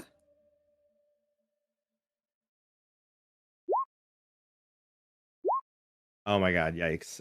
13, and then I fucking rolled a fucking 5. Yeah, Yikes. I mean, 13 okay. hits. So Oh, okay. Nice. I didn't even mean to roll twice. I just double clicked the 20 by accident, but yeah, okay. All right, if it hits, then that is fantastic. go ahead and roll damage here. Okay. 6. Awesome. Cool. Yeah, so you just continue to take swings at this guy. And at this point, he seems to kind of be tapering off a little bit. He doesn't seem to be kind of taking to the damage that you all are dealing all that well. And seems to kind of be fatiguing a little bit. Okay. You don't want to hang out anymore, friend? You getting tired? Cool. That would mean Tenach. The one veteran just got destroyed. The other one is not looking too hot, and they're still the hulking brute. Now, seemingly almost in front of everyone. I'm gonna go move up on this veteran here and give a good old mace smackaroonie on him. Or Awesome. I will try. I'm gonna grab water while we're doing this. Be right back. Okay. All right, I'm gonna swing. 18. 18 hits. Go ahead and roll damage. Yes, baby. I think so long as you roll a 1, you kill it. 3 bludgeoning. You rolled a 2 plus 1. Nice. Yeah, so that seemed to be the exact amount that you needed. It didn't seem like you put your all into it, but in the process, you did go ahead and make some good contact. And while this guard was not feeling too hot before. It seemed like that had just hit him just right to actually go ahead and put him out here. So Nice. And then I will pass turn. Kai. Seems like every single guard is kind of falling around you, and there's just this big dude still. Oh, perfect. I'm gonna take that other poison dipped arrow and just go for broke against this guy. Go for it. 17. 17 hits.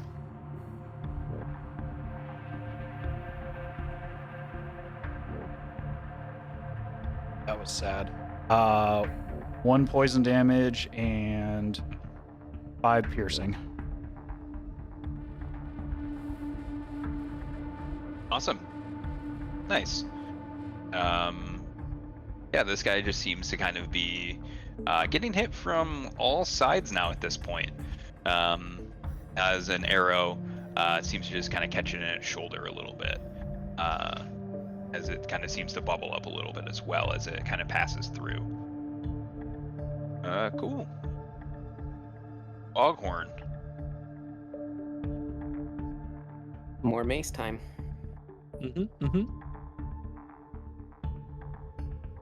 21 to hit. Yep. Yep. 5 bludgeoning. Awesome. Yeah. At this point, while the guy still seems to be fixated on possibly attacking Abraxos, his eyes are kind of darting around and he doesn't seem to be able to block anything at this point, as you make some really, really nice hits here. But he is not looking too hot at all at this point. Nice. Good. He is going to kind of be looking around, as it seems like everyone's kind of hitting him. He's going to go ahead and go ahead and make an attack on Abraxos still, or at least try to. That's insane. I rolled a 3, a 1, and a 4. Are you making attack rolls or are you doing damage rolls? Right? What dice are you rolling? This is most unfortunate. These wouldn't even be good damage rolls. Yeah, he at this point just seems to kind of be in a hulking rage of sorts. And he is just going to be swinging kind of wildly at anything that he can find. His Morning Star seems to just be kind of bouncing off of anything and everything at this point, as parts of it start to kind of fly off as it hits kind of reinforced areas around the room at this point. He's going to frantically look around, and actually he's going to go ahead and retreat into the doorway and kind of make his way past. However, in the process, you would take 3 attacks of opportunity from Abraxos, Foghorn, and Kai. You would all get an attack here. You alright?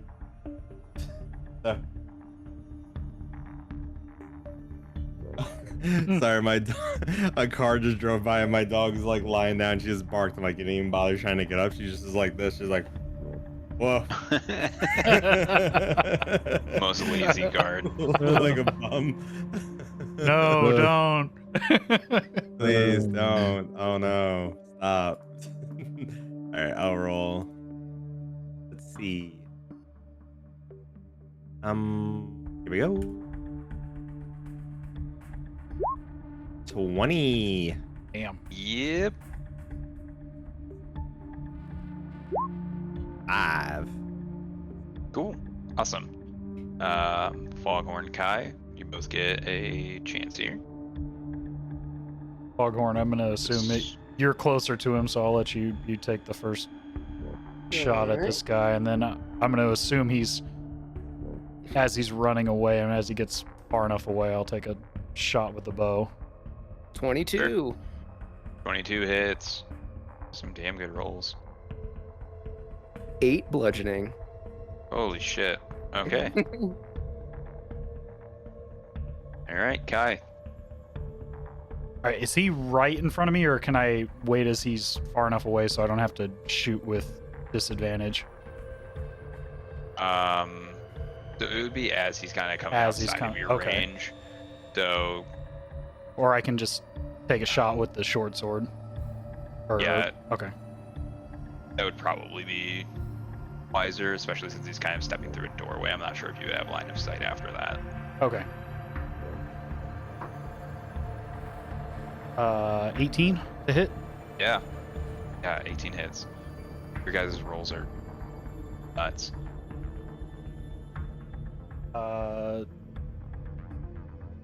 8 slashing damage. 5 plus 3. Oh. Jesus. Nice. Awesome. Yeah, so he's taking all sorts of stuff at this point. Yeah, he's not looking too hot at all here, but he does move 5, 10, 15. He just moves into the room, and you kind of lose sight of him at this point.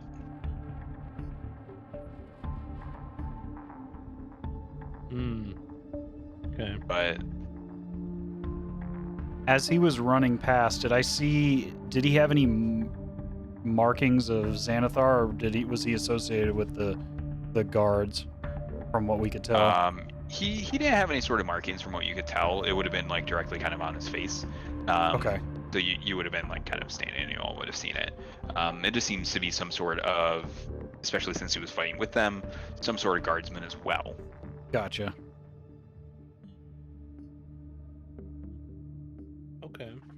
We're still going in initiative order right now? Yep. Yeah, we would still be in initiative order. Sorry, so that would mean Abraxos, you would be up. I'm up. Yep. All right. I'm not letting this son of a bitch get away from me. I'm going in. All right. Cool. So I'm gonna go 5, 10, 15, 20. Yeah, you would be right up against the guy.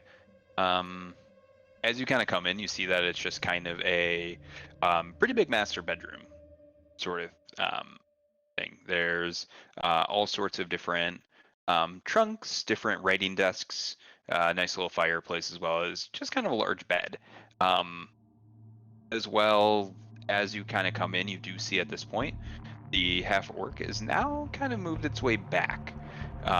It's currently with some sort of human woman who is just carrying a rapier, but it seems to be very opulently dressed, as opposed to what you had seen with the previous guards or anything like that. She just looks up at you. I'm gonna ask questions. I'm gonna ask questions after I make my attack. I'm gonna go for a swing on him first. I'm gonna try to go for the kill. Okay. Yeah, go ahead and make an attack roll here. 16. 16 does hit. Go ahead and roll damage. Nice.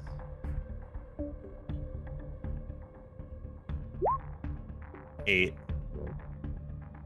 Okay, cool. Yep. He looks very, very badly hurt at this point. As soon as I finish, I like look. I'm like, I'll look at her. I'm like, who the hell are you?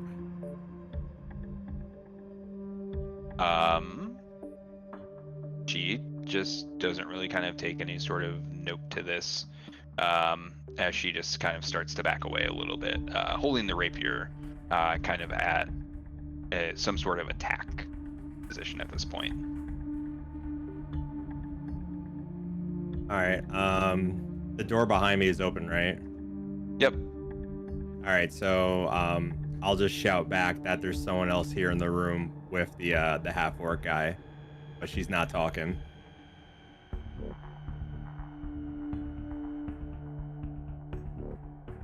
And then that's my turn. That's it.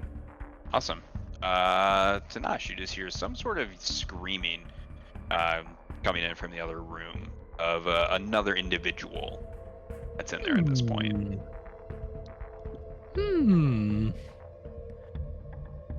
5, 10, 15, 20, 25, 30.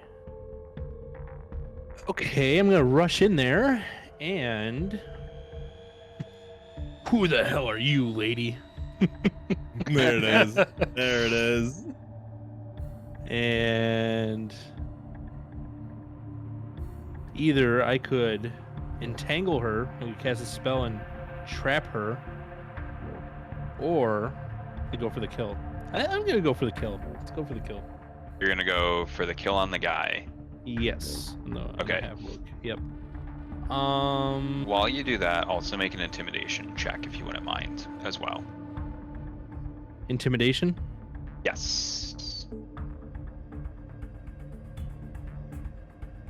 15. Okay. She seems to actually start talking at this point. She says that she's Lady Garhund, which you get the idea, probably the lady of the actual manor. And that this is her bodyguard at this point.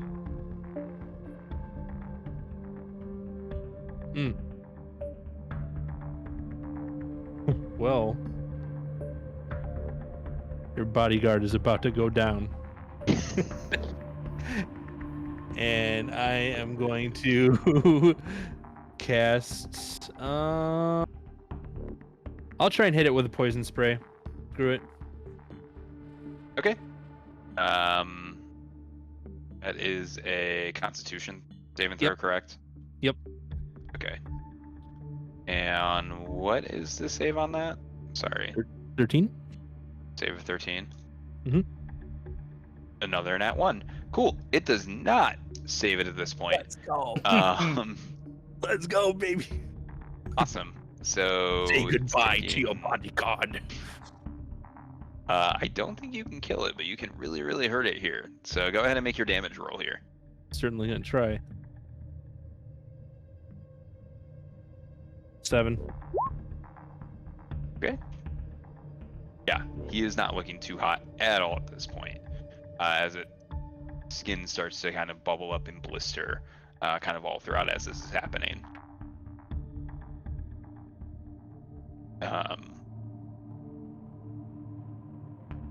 Yeah, and the lady that kind of talked as this is happening starts to kind of move her way back during the process as well, as its bodyguard seems to be on death's door, but who knows? Miracles can happen. Cool. Kai, you just hear screaming at this point. You know that there's another person as well. Someone broke into the room and just said, "Who the hell are you?" And yeah, you don't know what exactly is going on, except that there's another person of some sort. Did I hear her say her name was Lady Garhund? Did I You hear? would have heard this. Okay. Yeah. With the door open, it doesn't seem like that there's anything kind of blocking it from going in. And she said that that was her bodyguard, or this is just assumed. An assumption. Okay. I'm gonna follow Tenach in just inside the door. Beside Abraxos, with a arrow drawn, and in the process of seeing the half orc again, seeing the lady of the manor. And then I'm gonna, having seen her and then putting 2 and 2 together, having heard the name, I'm gonna lower the arrow and say, we thought that he was the one attacking this manor, along with those individuals. Are you the lady of this manor? She just looks at you and points over her shoulder to a nice little family portrait. With her, 2 kids, a dog, as well as a husband of some sort who is nowhere to be seen at this point. Gentlemen, I don't think there needs to be any more bloodshed. I believe we've all but dispatched the individuals offending this location. I'm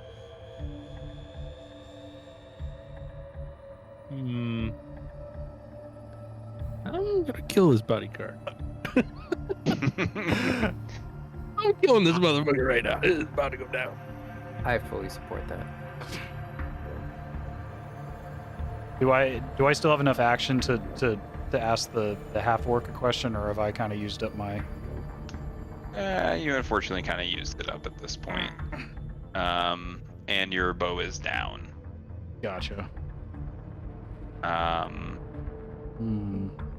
This is a great example of chaotic and lawful. So this is great. That would mean Foghorn, you are up now. All right. He's about 30 feet from you. So that was 5, 10, 15. I'm gonna throw a javelin at his ass. He's a pretty big dude, lots of areas to hit. Go ahead and make an attack roll. 13 to hit. 13 does hit. Go ahead and roll damage. This poor guy. 7 piercing. Oh my god. Yeah, this guy seems to be on death's door at this point, as a javelin just seems to almost just pierce it and kind of stay there, lazily kind of hanging from its shoulder and pec area. Nice. For my bonus action, I see. Is the dog that you mentioned in the room? No, it's just on like a portrait. Well, that's whack. I wanted to play with the dog as my bonus action. I would like to pet the dog as bonus action. Yeah. Throw Throw a a javelin at, from the at family. the orc, and then And pet the yeah, dog. I'll walk up. I'll walk up to the family portrait and smile at the portion of the dog. Great. There's Yeah. so much dog you have here. contradictory with this image. Nice puppo over here, madame. I like Yeah, I like you- dogs. You absolutely love this dog, and in the process, you kind of light up. Give you an inspiration for this shit. I don't care. Yeah. Hell yeah. Hell yeah. That's fucking solid, dude. Sick. Yeah, I am Foghorn.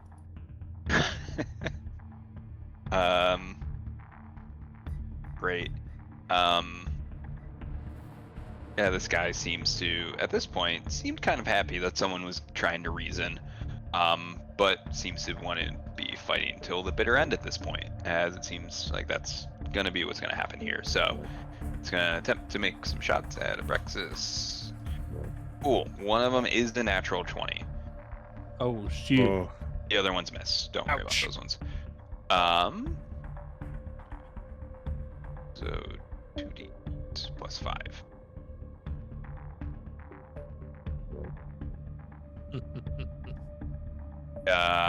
Take 10 bludgeoning damage as it swings back its Morning Star, and somehow, with whatever little strength it's able to muster, seems to be able to catch it just right. okay. But it's gonna stay right there, and it might have some retaliation as you are up next here, Abraxos. Yeah. My tooth. Okay. All right, you still got a little fight in you. Okay. All right. So I am gonna go for a kill. I'm really pissed, and now I attack. No, Got this. 10. Damn, dude. As you say this and throw your little tooth over your shoulder, he exclaims, "Doesn't seem like you have any fight." And he seems to just be locking with whatever last bit of power that it has here. I'm not the one that's swaying back and forth, asshole. You say confidently in a 4v1 fight. But Tenach, you would be up next. Do whatever you want. I'm gonna drop my weapon and try and box this fool. We're going fisticuffs, baby. You're just gonna attempt to just punch this thing in the side of the face. No, I'm gonna hit him with my mace. Damn. Okay. Wait.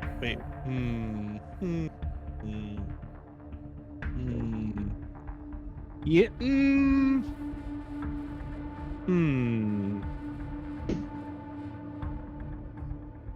Yeah, I just want to make sure I put him down. I don't want to just smack him. Okay. Yeah, go ahead. All right. Yeah, I'm gonna move up and then say, "It's my turn."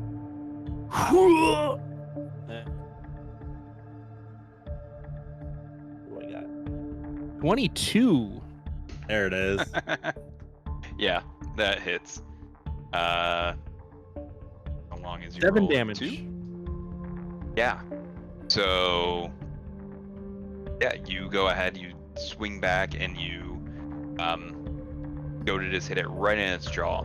And previously, while one tooth ended up flying out of your buddy, it seems like that the entire kind of bottom half of whatever kind of tusk and small teeth that this thing still had left seems to just be going flying against the wall to the side here as he just kind of looks over at you, gives you a thumbs up, and falls down to the ground dead. Thumbs up. Hell yeah. That's hilarious. And he is dispatched. Sick. You guys are now out of combat. Shiny doing a really good job at the cleanup roll. Sorry, not Shiny. Val doing a really good job at the cleanup roll here.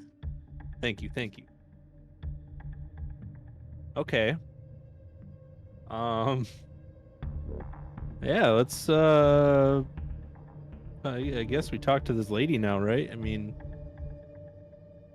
Yeah, she hasn't fucking shit herself after what you just thought. I was like, I'm not doing this. Yeah. All of her guards are dead, including the half orc that was previously helping her. As now, all 4 of you are in the room, and one of you is just very fixated on the family portrait. That's right. Well, madame, you seem to have a beautiful dog in that picture over there. Guys, go ahead. Yeah, she just says, "Thank you, but who are all of you?"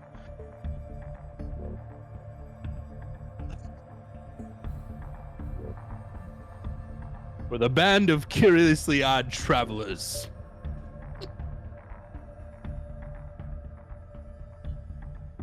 Kai's gonna She step just kind over- of oh, go ahead. I'm nods sorry. and says, "Okay, why are you here?"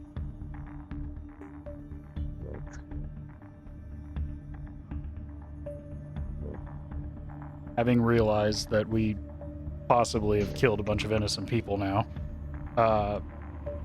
Kai's gonna try to It's not innocent. They attacked first. Innocent. innocent. I said possibly with the killed a big- bunch of innocent people. Yeah, motherfucker hit me like 6 times. You deserve to die. Fair enough. Ma'am, we're tracking a dangerous creature, and the device that we're using to track said creature that killed a bunch of innocent people led us here. We're looking for what's called a nimble right. Are you familiar with this device, this apparatus? She shakes her head. I have no idea what you're talking about. Oh shit. Can I tell if she's lying about it? Because we were certain based on the device that it was in this facility or this property. You can go ahead and make an insight check.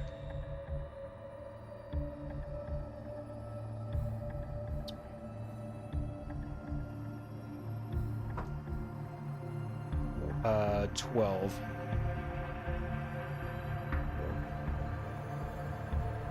From what you can tell, she seems to be telling telling some sort of truth.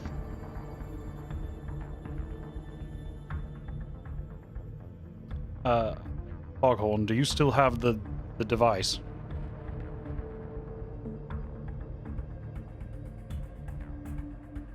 Can we tell if it's still here? Yeah, was it you that had it, ODB, the nimble right detector? I don't remember who had it. Oh, that's a good question. I would assume one of us has it. I don't think I had it. Yeah, I think Vale probably the only one that didn't since he bailed out early last session, so it would definitely be one of us three. Yeah. Was I the one that had it? No, because I think Right. Foghorn was flying above us using it. Yeah. Okay, Uh-huh. that makes sense. Cool. So And we see if it's still detecting that creature here. yeah, I mean, ODB could definitely take it out and try pressing it here and see what happens. Wait. Didn't I actually give it to somebody though? I was carrying it for a while. I know that you were using it flying over the city trying I to was find using it flying over the city, but then we landed when we got to the beginning of this like manor's property, and I feel like whoever I gave it to used it and it was like going crazy, and that's why we've been exploring this.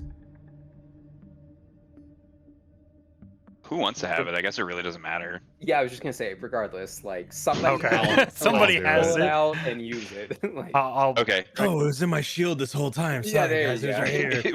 It was in my shield. I forgot. My bad. Sorry. I just got insatiable bloodlust and I just zoned out and just, oh yeah, it's right here. Oh, there it is. Okay.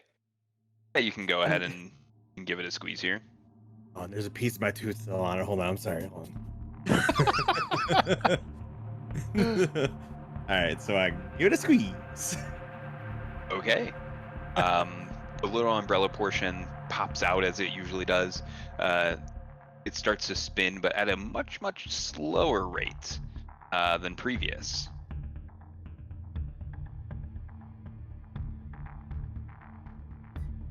You know, I just thought of some stupid. I doubt it. I highly doubt it. But Balsamic, if you did this, I'll fucking die. I'll die. I don't think it's this case though. All right, so it's obviously still in this manor. Do you guys think it's the fucking bird from downstairs?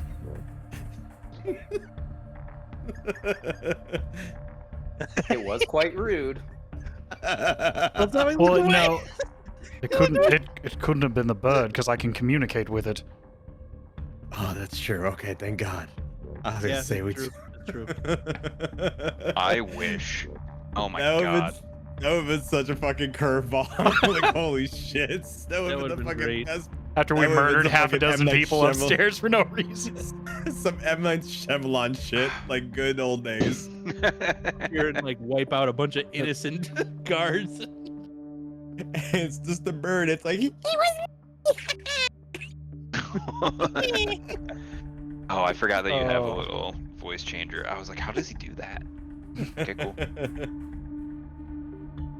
Madam, that aside, why were you being targeted by the Xanathar? I can't say for sure why they would be here. Just seems like there's a lot of dealings going on in the city. Certainly, in such a large city, but that doesn't add up why in such a large city the Xanathar and a dangerous device all showed up at your property. Care to elaborate? I'm not quite sure yet what you mean by dangerous device. Could you explain it a bit more? An autonomous device that blew up an entire building and killed 6 people this morning. Does that ring a bell? I mean, I heard about it. The news kind of travels fast.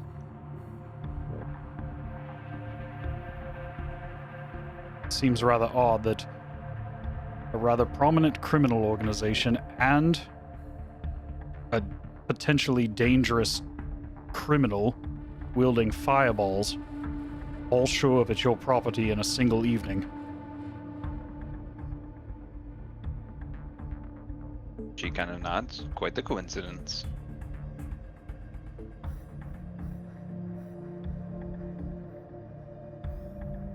Is there anything else in the room that looks out of place? Why? Are there any Xanathar that made it this far, or were they all stopped by the guards? There's no one else in this room dead besides now the bodyguard. You don't really notice anything kind of remiss. It just seems like quite the big bedroom at this point. There are some like trunks and canopies kind of all strewn about. A wardrobe of some sort against a corner, as well as a fireplace. There is a door to the south, as well as a door that leads to a balcony. The door to the balcony is open.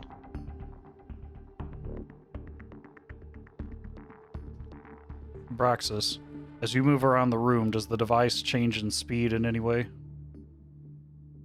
Let's find out. So I'll walk over by the southern door first just to see if it, what happens. Yeah, so as you walk closer to the southern door, nothing kind of changes at all. All right. Then where else? But it is still moving slowly. Yeah, it's still moving slowly. And it doesn't seem to be changing in speed. No, not at this point.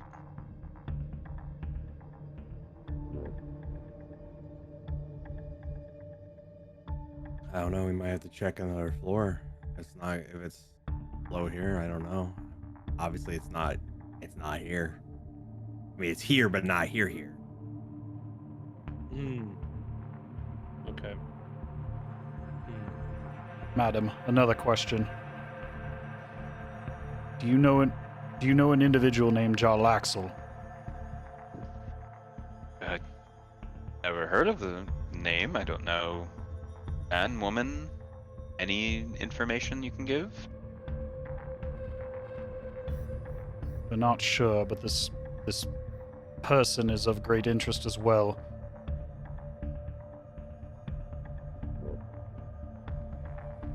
Never We're heard not- of the individual. We're not looking to harm innocent people. But we were attacked when we came here after finding thugs, shadows, and rather irate guards with a death wish. So pardon me if I'm a bit agitated. And now we're getting nowhere when all these things occur in your property. I'm quite agitated as well that it would happen on my property. Have you had any dealings with the Xanathar? You just said they were at my property. It seems like that's the dealing. What about the other members of your family? Are they familiar with the Xanathar? I'm sure my kids are not quite familiar with the Xanathar. What about your husband? I mean, he might be, but nothing that I would know that would bring him here. Well, certainly Where did something Druid brought them bring here. him? as a large group of them killed many people. A great number of your staff are left in pieces down below. That seems like a good amount of... You also killed quite a few members of my house. Fair enough. We were certainly defending ourselves as we came up here. We mistook them for other members of this thieves organization. Pardon me, in the heat of the moment, we didn't bother to look. But we've had a rather long day with our neighborhood nearly being blown up, chasing after a crazed creature, wielding fireballs, and now we're running into the Xanathar once again. All of which led here. Are there any other places in this manor that we haven't already seen besides what's down below? Are there any hidden areas that we should be made aware of? And I'm going to grab the hilt of my short sword when I say it. Are you saying that as a threat? Are you really threatening someone in their own house? That depends on how you take it. It certainly is a very strange coincidence that all these things have brought us here in this one night. I know the city guard are looking for this creature as well. They'd be rather suspicious as we are.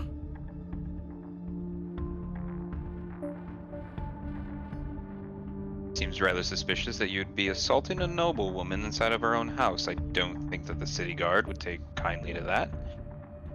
Probably be hung by sunset if we were to be completely honest.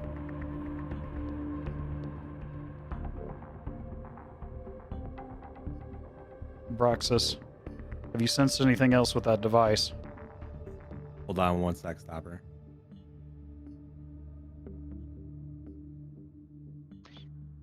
Doesn't seem like that anything would have went any quicker. Seems like that's a pretty small space, and that kind of searches kind of larger areas. Okay. In the Moray detector. Sorry about that. I was going to bed and then she saw like I put the BRB screen up and then she's like, you're on Discord still. I'm like, that's okay, it's not true. And she's like, no. I'm like, okay. So you asked me, I'm sorry, what did you ask me before about the device? I think Shiny already answered. It doesn't seem to be moving because we're in such a small area. Okay.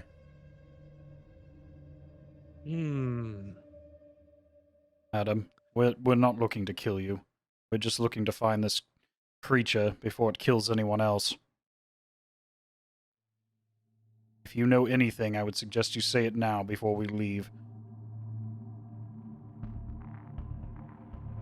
She just kind of shakes her head and says, I'm sure that with all the commotion, the city guard would probably be here pretty shortly. I would highly suggest that you leave.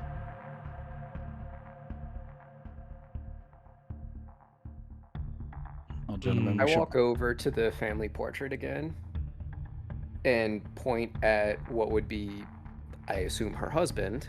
Say, who's this? That's a family portrait. That is my husband, of course. Where is he? I don't know. When all of this commotion happened, I retreated to the bedroom and he said that he would make sure no one got in here, and he just kind of disappeared. Ah.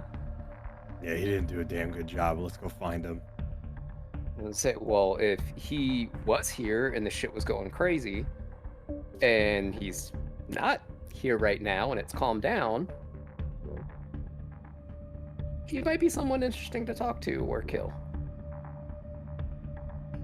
Through the whole time that we were moving through the property, we didn't see anybody that looked like they were dressed in really fine clothing that might have, or do we recognize anybody, or would it have sparked a remembrance of anybody, any of the corpses that were around the property would have been of her husband? No, there was no one that was dressed as any sort of wealth. It just seemed to be guards, shadow characters, different thugs, things like that. No one that really kind of stood out. Okay. Also, Madam.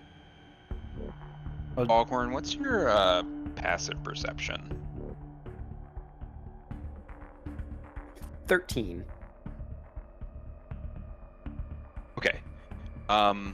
As everyone's talking, to the lady, and as you zoom over a family portrait, you do hear someone kind of fiddling back in that little landing area where the stairs were, possibly in another room, kind of coming off of it.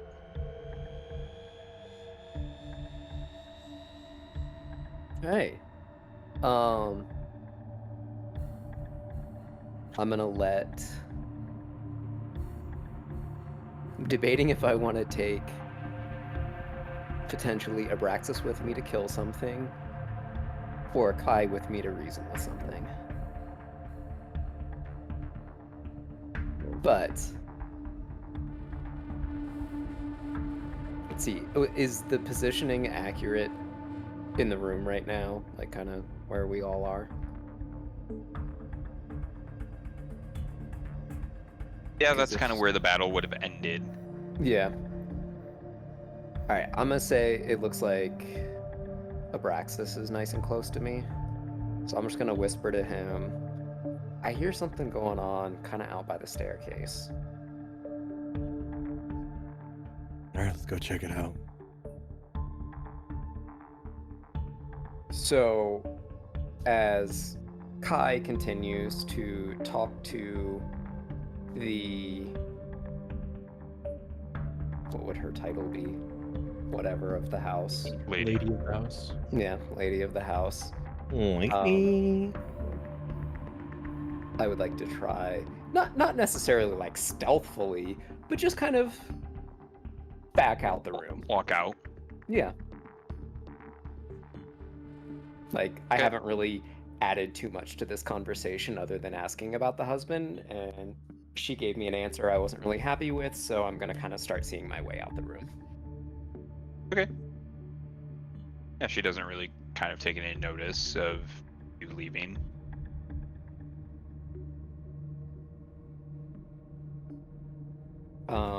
And then I assume Abraxos either follows right away or lets me get into the hallway a little bit, and I'll let him make his own decisions. Yeah, I'll just follow behind you. I'll just keep the device out and just kind of wave it around, just see what the happenings are. Cool. So yeah, I would like to start making my way back towards the staircase. Okay. As you're back in that room, there is a door that was at the top of the staircase that was closed. You do kind of hear the little bit of fiddling. You're not quite sure what it is yet, but it is happening. What you feel like would be the door just kind of south of where you are now. Down here. Yeah. Okay.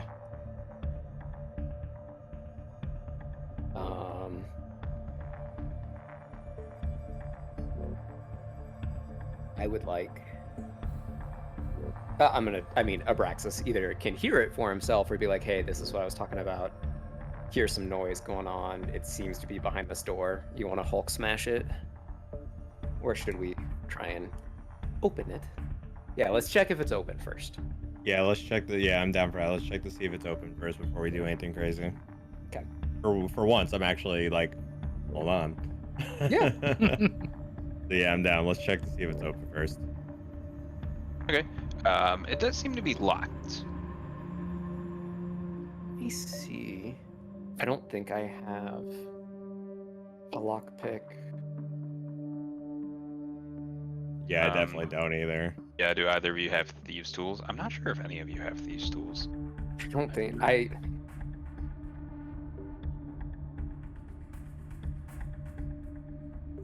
No. I got my ball bearings. Classic. I could hit it with a fireball.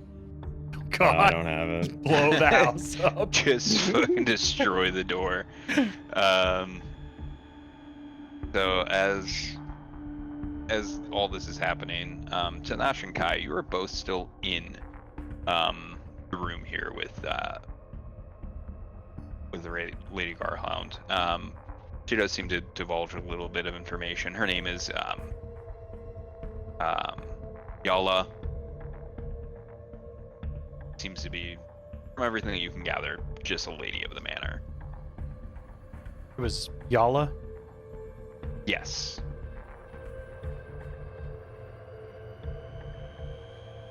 Ask her if she got any Yala bills.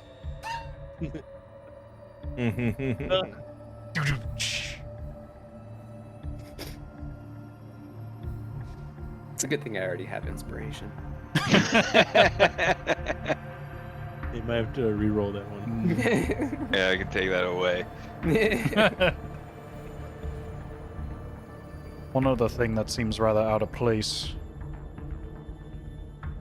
madam.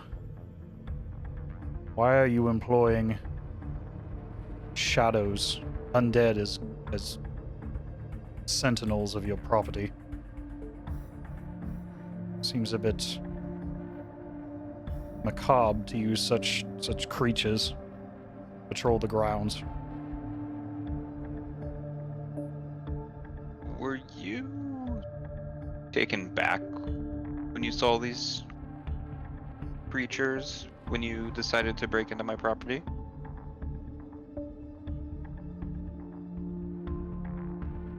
Was I? How did she say that? I'm sorry. Taken aback? You're Yes. scared? Wondering why? Wasn't scared. I was concerned why a noble would be using a form of necromancy or some undead creature as a sentinel on their property. That's fair. Your group was armed to the teeth? Imagine the common street thug that tries to break in and sees that. Damn, she tried to call you street thug. Well, the common street thugs that you refer to are now laying as corpses on your first floor. Oh, snap. Get wrecked. I'm more concerned with fireball wielding creatures that can do a far more damage than a simple thug with a sword. And I've told you, I do not know anything about this. As Well- this conversation is happening, Foghorn and Abraxos, you guys are still in front of this locked door.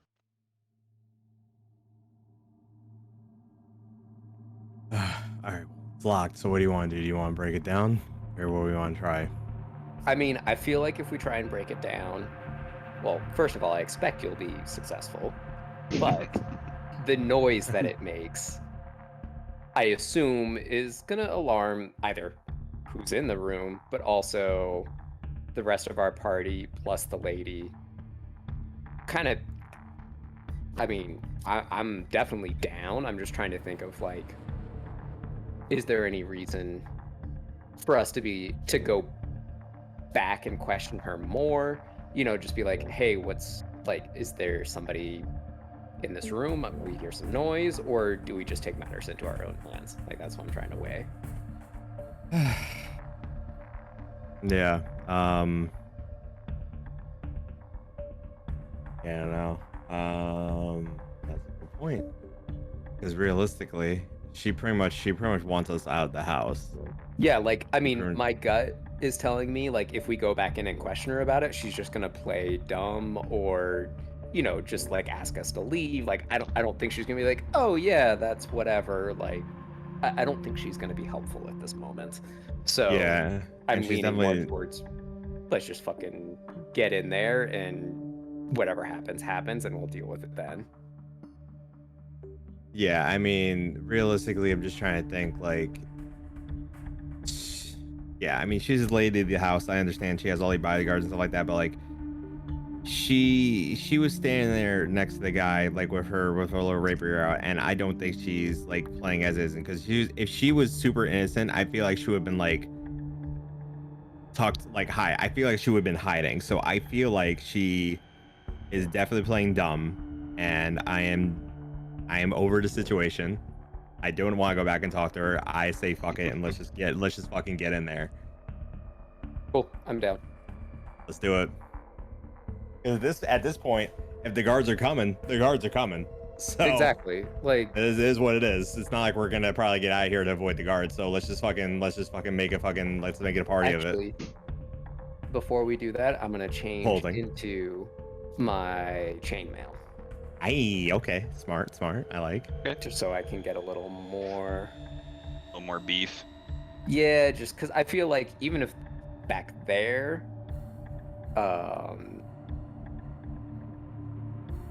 even if we end up not fight, like more fighting's gonna happen. In worst case, if it doesn't, I just change back into my leather armor. So, yeah. Just to ask, Balsamic, because it takes a couple minutes for him to change his armor, can I do healing hands on myself while I'm waiting to heal 3, or no? That's fine. You can do that. Okay, I do that. Okay, so I'm at 21 HP now. Okay. Yeah, it takes ODB a little over a minute to actually change out of his leather, change on over into his chainmail. But you're a little bit healthier. He's a little bit beefier. And there's a wooden door that stands before you. My favorite. Splitter that bitch. All right.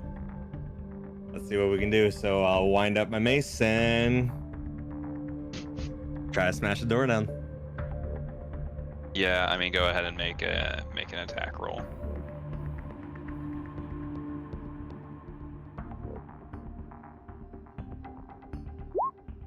$15. Yeah, I mean, it's a wooden door. Like you absolutely hit it. Go ahead and roll damage. 10.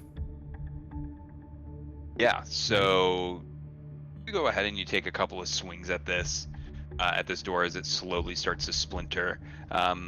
As you take more and more chunks out of it, you do see someone on the other side who is now looking back, just wondering what the hell exactly is going on here as you start to take out pretty sizable areas of the door, enough to where you could either reach on over to the other side and open it from that side, or just kind of keep on hitting it to kind of stroll through. So I see the door hole and I put my face through it. I say, "Here's Abraxos," and I try to reach in and try to open the door. I was thinking the same thing. Love it. Here's Abraxos. God. Yeah. Okay, cool. Yeah, so the door swings open into what kind of looks like a small like bathroom of sorts. And on the other side you see a regular humanoid who looks over and just says, "Who the fuck are you?" some dude just fucking duking. He's like, what the fuck?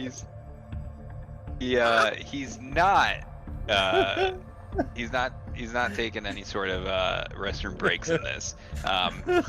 He was trying to pick a lock into the other room here. Is there a room on the other side of the bathroom? So. Yeah, you do see another door on the other Okay. side, and it seems like that's where he was kind of he was on his one knee, and he looks over his shoulder as he just kind of says, you know, who are you? You broke down the door. You can lead. Since he very flagrantly kicked in the door or broke it down, do we both hear that from the other side? Oh, I mean, it's a mace hitting a wooden door. Yeah, you kind of hear all of this commotion happening as you're in that other room, still with the lady of the house. Okay. Having heard that, I'm gonna look. I have Kai's. to go. And What's up? I have to leave in a minute to get ready for work. Okay. So, I mean, I guess I'll just sit here and watch this lady. So that way she doesn't pick off on us. Don't you go anywhere. You wait. You stay right there. You intimidated her previous, so she's kind of yeah. You're flexing your big boy muscles as she So, like- is.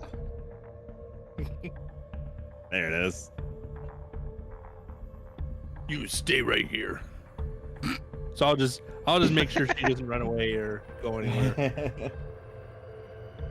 So Yeah, having her. we'll say she's input. Feet firmly cemented to the ground here. Nice. Yeah, I do gotta get going, boys. Cool. Yeah, gotta get ready for work. Sorry, dude. Oh, you're good, man. We're probably like 15 minutes out on this, so you won't be Okay. missing too terribly much. But we'll Cool. fill you in on anything that happens. So Cool. Sounds good.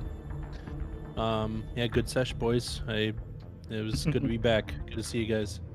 Yeah, man, for sure. Have a Thanks, good Val. one, brother. All right, I'll see Later, you boys dude. later. At the night. Nate. too. Very nice. Very Good nice. Night night. Good night. Catch you guys later. see ya. Yep. Okay.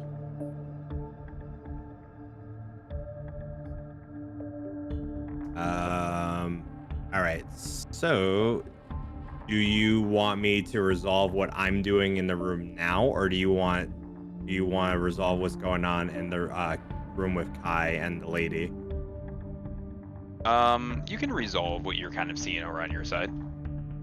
Okay. I'll just basically look at the guy and I'll just say to him, like, what the hell you think you're doing? And he just kind of looks at you and just says, well, you see, I'm just trying to, and suddenly he attempts to just bolt it out of the room. Tries to get past you. You are firmly in the door, unfortunately, but oh shit. He just kind of runs directly into you and bounces off and kind of moves his way back into the bathroom. As he is now just flat on his ass. I said, what are you doing? Can I look over his shoulder? And who are you? yeah, who are you? Or, like, I'm not ass- even over his shoulder. I like lift up one of his arms and like under his armpit. Yeah, and who are you, by the way?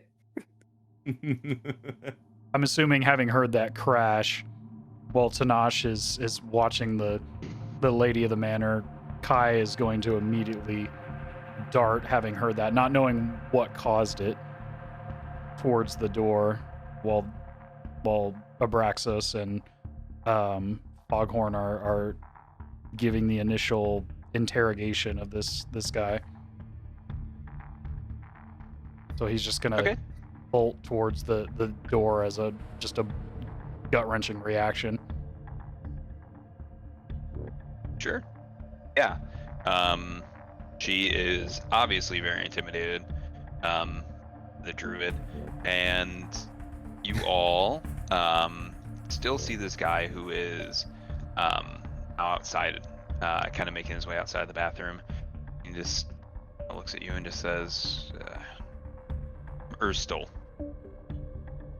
was sent here try to get the Stone of Galore, as he looks over you and realizes, with all the dead bodies, that he's probably not getting his way out of this at this point.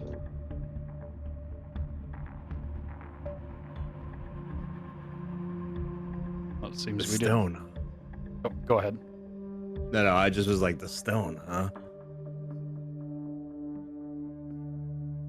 Yes, this stone. The stone was here fairly recently.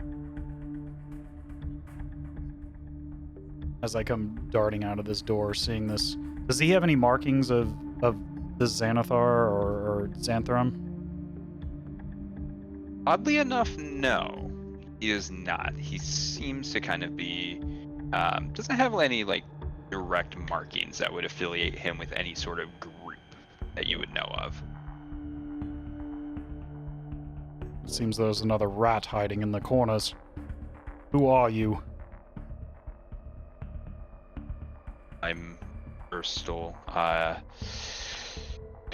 Previously part of a thieves guild, of course, as word kind of got out of the stone. Anyone in the underbelly was kind of looking for it, and I mean, the Garland family is pretty well known to be quite a bit of criminal activities themselves. You don't say. I wouldn't have ever guessed that, he says sarcastically. If you have any questions, you might need to ask, well, Orrond. You trying to get to him, he's directly behind this door.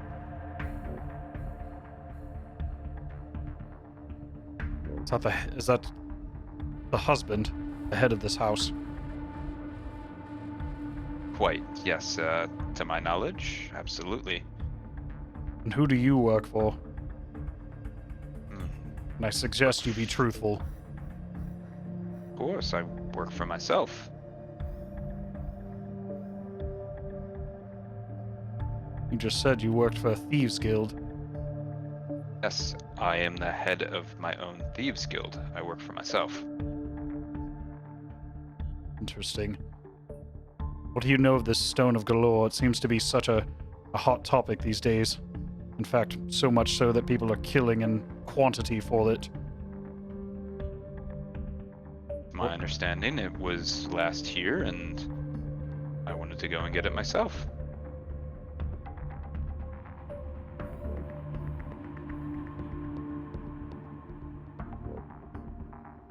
Does he seem to be withholding any information or hiding anything? You can make an insight check. Whoever wants to. I don't think my insight's great, but let me just. Oh, actually, JK, it's +3, so I definitely will roll that. I forgot. I'll let you roll it then. Yikes, you might want to try that stopper. It's a 7. No, Thank yo, God, sorry. I +3. rolled my damage roll. Sorry, I rolled it. okay. Oh, yeah. Okay. Your damage roll from your insight checks, yes. Okay.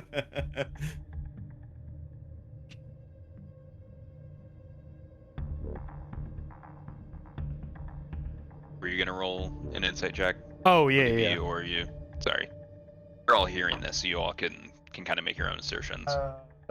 18. Okay, yeah. I mean, everything that he's saying seems to be 100% truthful. Okay. Doesn't seem to be withholding any information at this point. Well, I recommend that you leave. This is not... It's not worth dying for, as you can see. Seems everybody who gets involved with this foolish stone ends up dead or almost dead.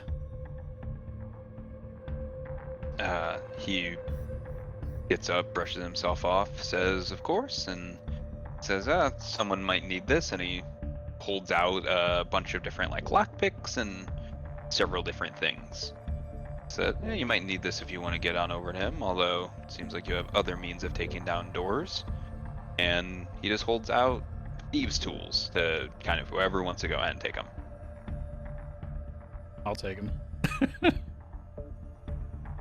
Cool. Yeah, so you have thieves' tools.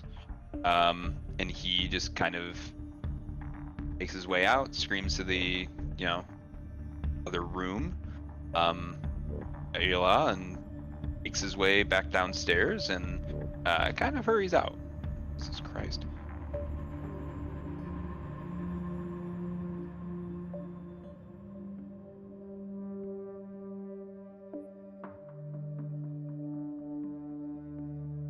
Gentlemen, it seems that whoever... What was the husband's name again? My apologies. Oh, that's fine. It's Orrund. Orunt? Rund, R-U-N-D. Oh, O-R-O-N-D. Sorry.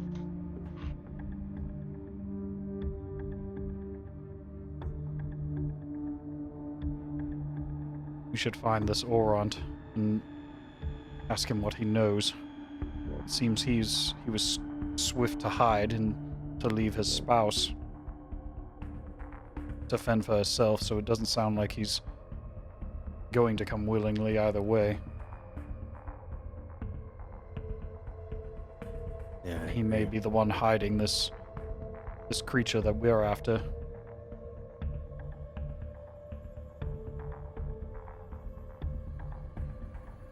Strong suspicion that that thing at some point had this stone that everyone's after.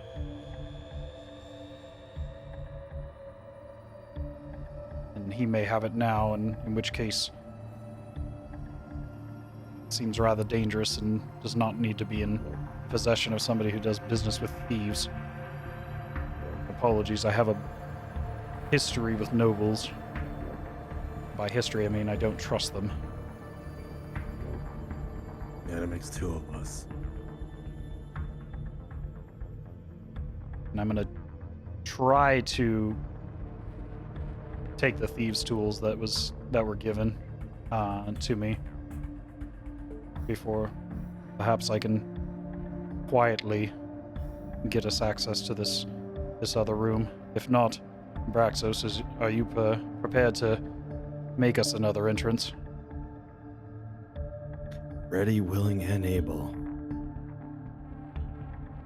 So can I try to unlock the door with the thieves' tools he gave me? Yeah, you can go ahead and do that. It would be just a straight dexterity roll plus your proficiency bonus. Okay. Got it.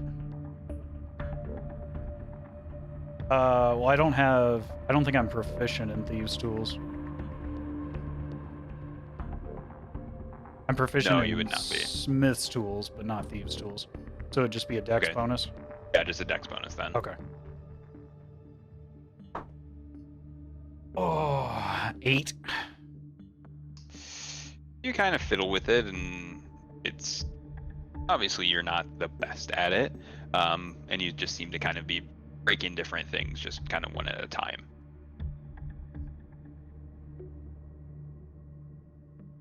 All right, Abraxos, I'm sorry. This is not something I'm familiar with. I could certainly use some practice, but I think we're in a hurry, so this door needs to go. Okay. Yeah, sure. Real quick, side note, what do you need to be proficient in these tools? Like, I'm just so I understand. Like, is it like you have to have is it like a, can't think of what it is. Like, do I have to actually have like a feature like trait for it, or is it like one of my skills like to be proficient? I'm just curious. Yeah, so it more or less like kind of represents like what you are good at, based on your background. So like someone that's say a rogue would probably be more inclined to be good with thieves' tools. Gotcha. Some people are just have smithing tools because that's what they do. Like, Val has the brewing kit just because that's what he's kind of proficient in. It's almost more so like a trait. Gotcha. Something that you'd be great at. Okay. So Gotcha. if you Cool. didn't have it, you probably wouldn't be able to like get it. Yeah, makes sense. Okay. Cool. Then yeah, I will attack the door as per usual. Yeah, it's a formality so long as you don't roll a 1, but go ahead and roll for an attack. 8. Yep, go ahead and roll for damage. That's it's 3. Okay, I mean it's still a door, so you just kind of keep hitting it. As you start to kind of wear away at it, you hear someone on the other side, "Hold on, it's not worth it. I don't want to replace this damn thing." And he swings open the door. He just goes, "You don't seem to be like the others. What could I help you with?" Oh, wow. I was not expecting that.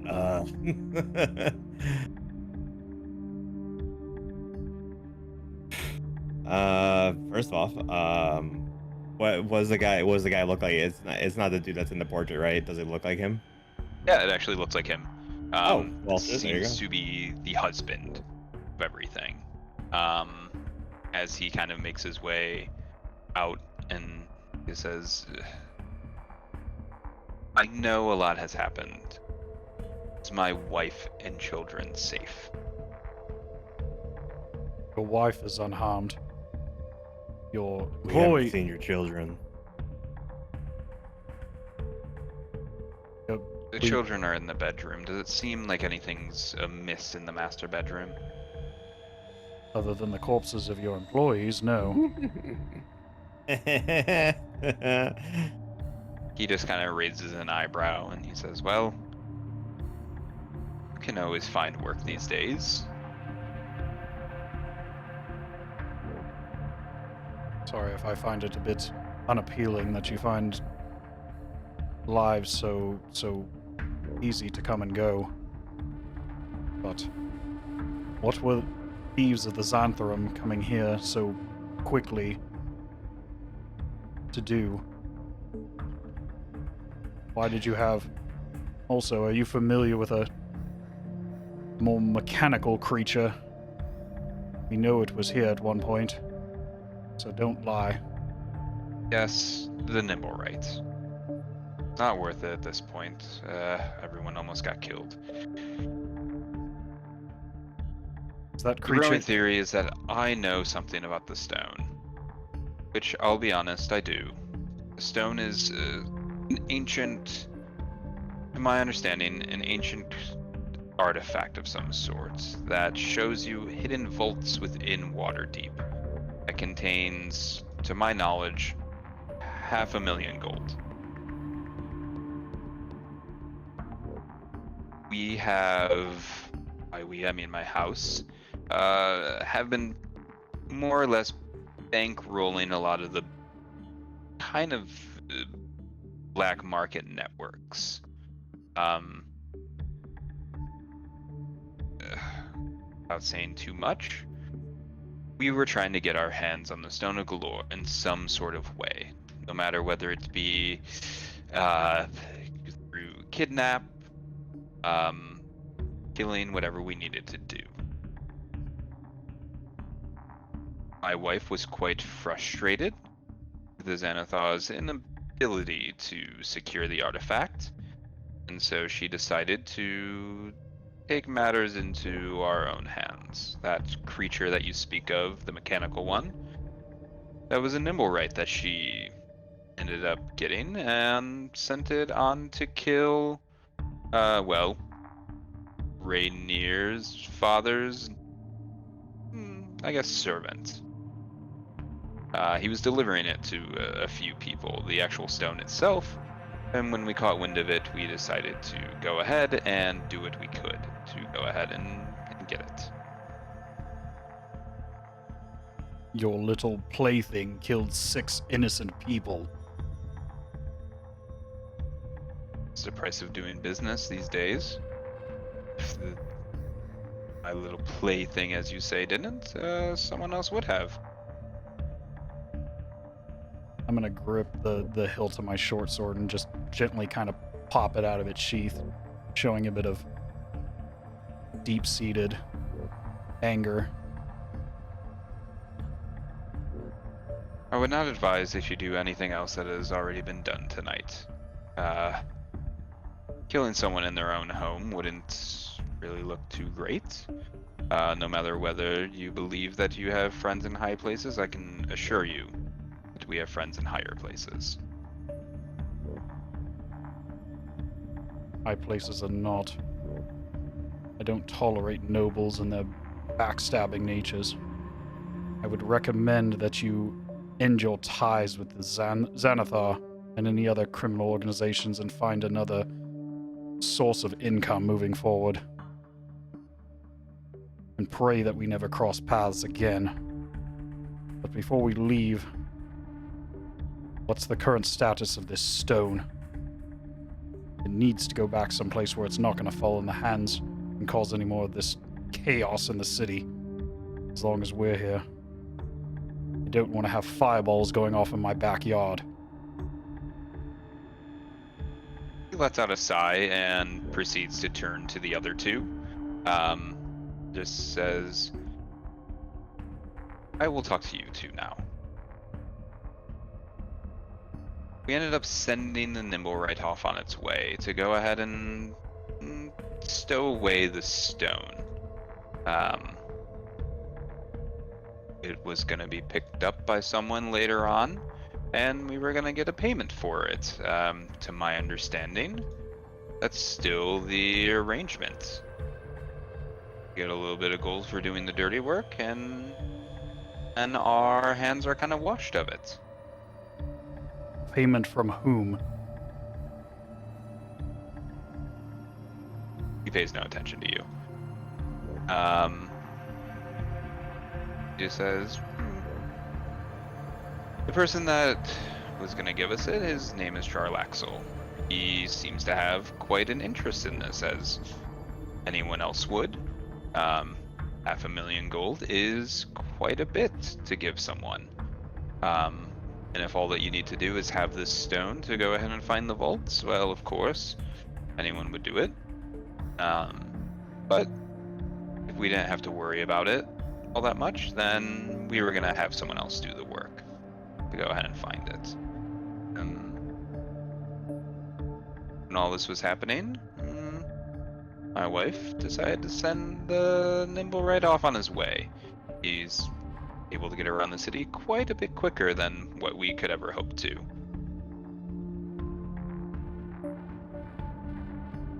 Where are they meeting?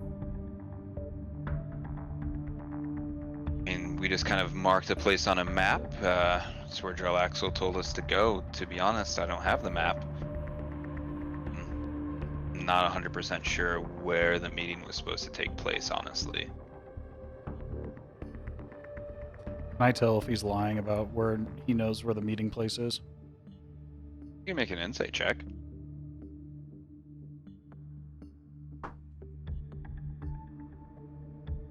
Uh, 16. He's been pretty forthright up to this point. You have no reason to believe that he would be telling any sort of lies.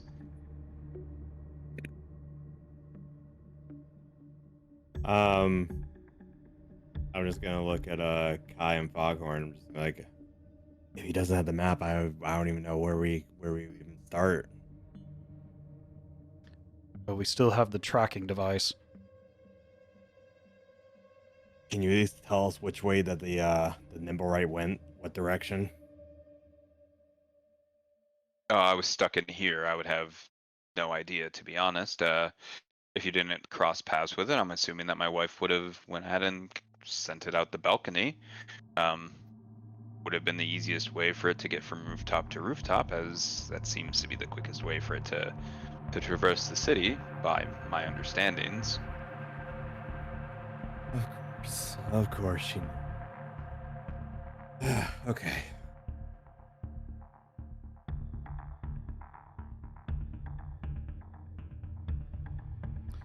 Well, then perhaps we should ask the lady of the manor before we leave to expedite this. That thing is dangerous. If it has any more of those crystals, that necklace, be more innocent people dying at these folks' foolish endeavors. Oran has made his way past everyone as you were talking. He went inside the master bedroom and sees just someone just kind of randomly hulking up in front of his wife.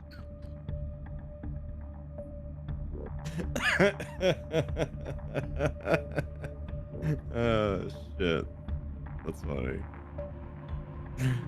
Kai's gonna follow him in and then look at Tenach and look over at the wife. Before we go, we need to know where you sent the Nimble Right. Oren looks over his shoulder and just says, "It's not worth it anymore. Just go ahead and give them the information that they need." And she seems to kind of reiterate what Oren would have told you. Seems like that all that information was true. There was some sort of meeting place as far as where it was. It was actually predetermined by Jarlaxle himself, so not 100% sure where this would have happened.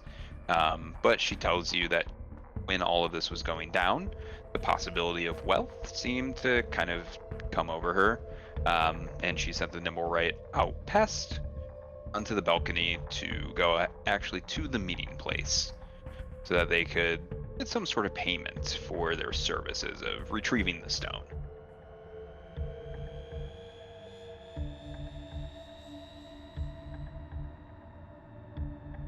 I'd recommend that you cut ties with this Jarlaxle and forget any chance of finding this stone.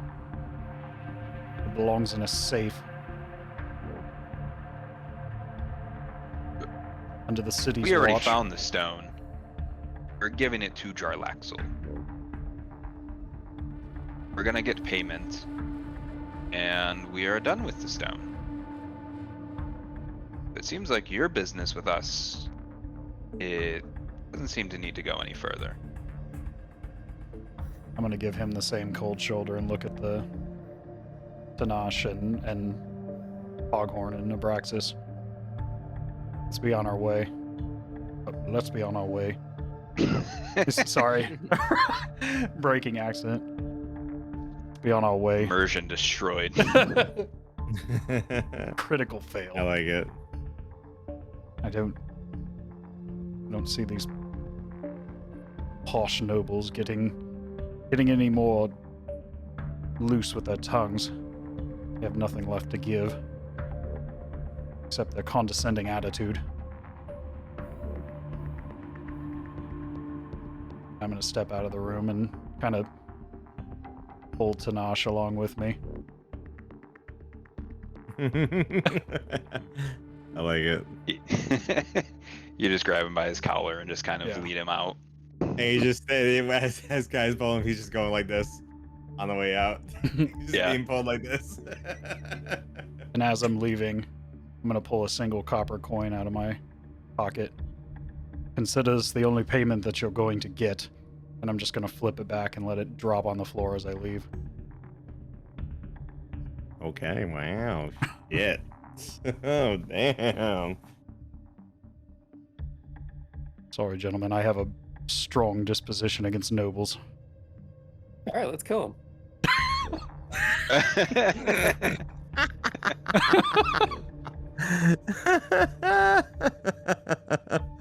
Holy shit. But I have a stronger disposition against being thrown in jail. With that Not murder if attitude. you don't get caught.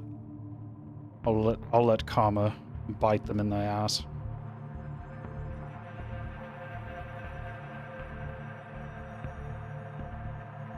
But I think we have our next direction. We should perhaps rely on this device to try to find this Nimblewright as quickly as possible, and this Jarlaxle. I agree. As I step over corpses and trying not to slip on the brains.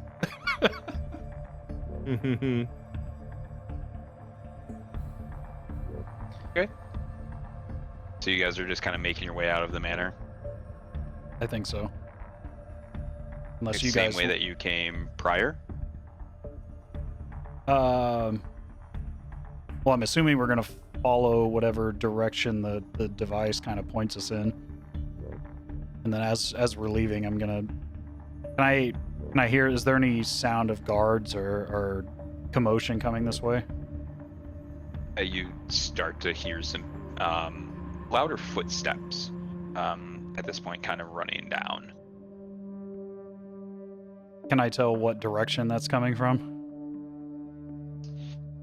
Yes, it would have been from the busier street in the city, so it's actually coming from the left, or I'm sorry, from the left, from the west of where you are now. which would have been the way that you had come to actually get to the actual compound itself. But there's an exit that's not going in that direction.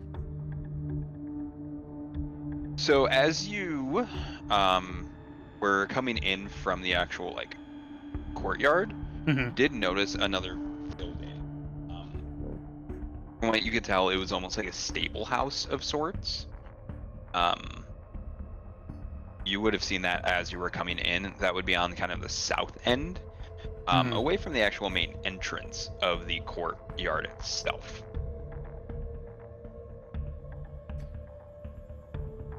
I'd recommend that we not go that direction if the city guard or groups of people are going that way, and we take the long way around to avoid any unnecessary conflict. Makes sense to me.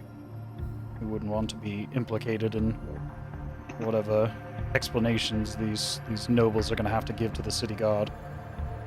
I can only hope it'll be expensive. Yeah, exactly. I doubt they'll be in chains, but they deserve it. But I can at least hope it hits their pocketbooks deep and hard.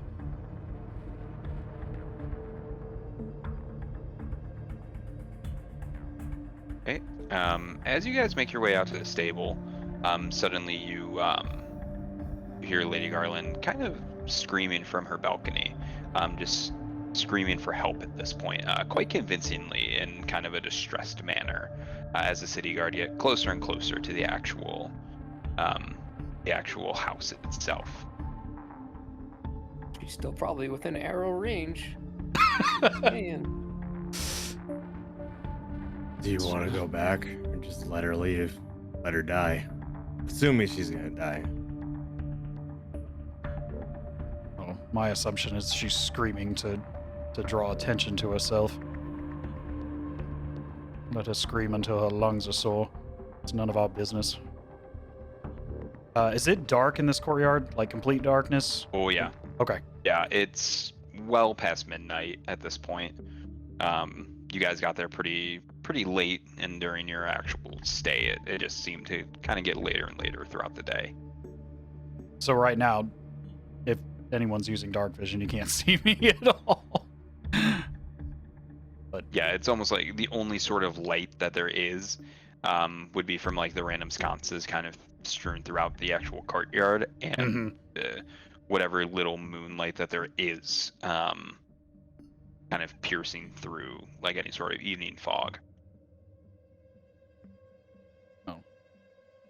if we went back and now, we'd probably be at best questioned by the city guard, at worst arrested for murder. I recommend we just leave as quietly as we came. And quickly. I agree. Let's just get out of here. Let them explain the corpses and the property.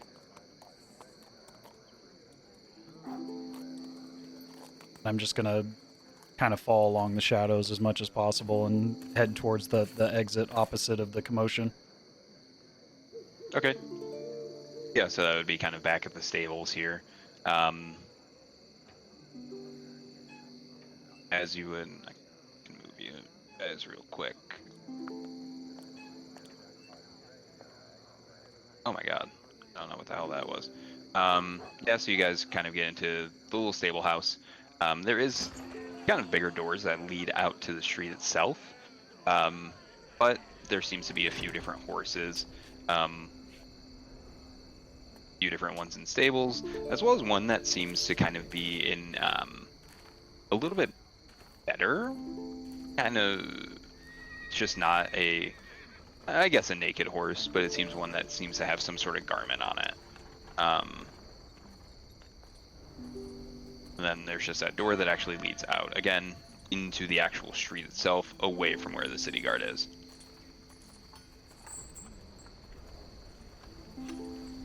Abraxos, we should follow that device as we leave. If it starts to react, we know which way we need to go. but I wouldn't recommend we Nice. stick around here much longer. I agree. Think you're gonna miss these horses? I mean, if we steal the horses now, they're most certainly going to hear us. But it's up to you.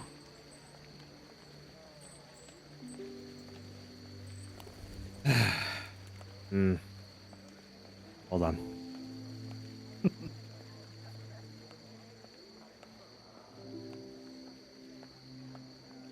Nah, leave him. Let's just go. Is that a personal ritual? Yeah, it kind of keeps my personalities in check sometimes. Good to know.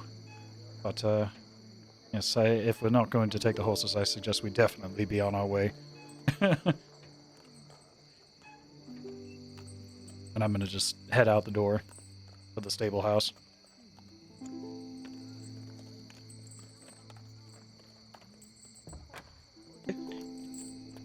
Yeah, you all seem to slip through the door without any sort of issue. The city guard seemed to just be going to the closest or the easiest way that they know actually into the compound, as well as kind of towards the screaming of help that was coming from the balcony.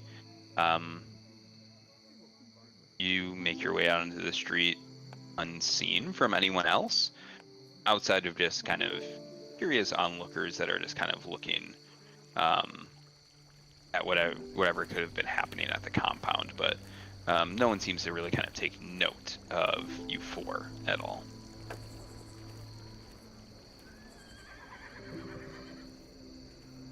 So we don't see any city guard around this area, just random passersby and onlookers.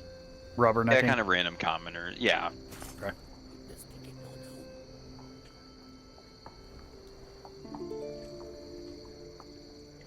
Well, perhaps we should get a little ways away into a more out-of-sight location and inspect the device.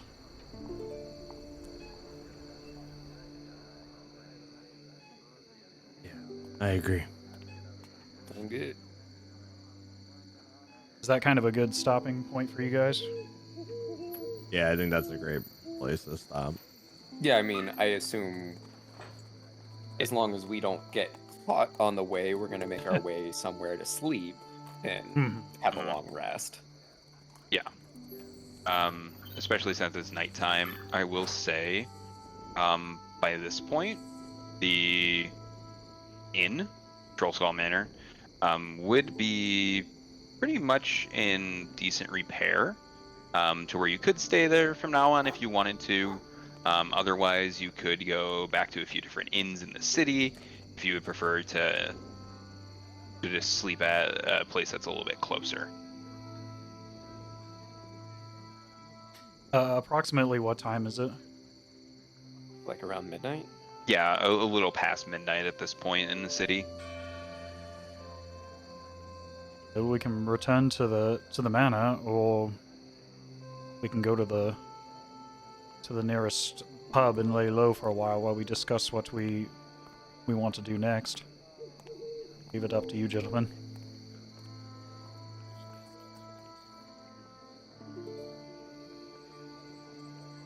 At this point, I could certainly use a drink. Yeah. Or we could see if any spirits have been accumulated in the manor.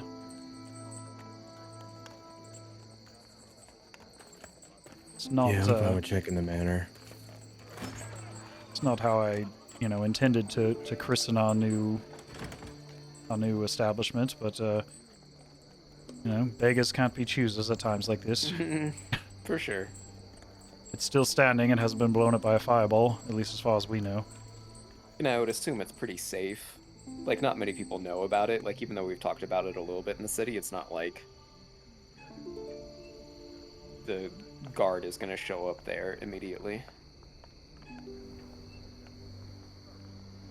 All right. Yeah. Well, Yeah.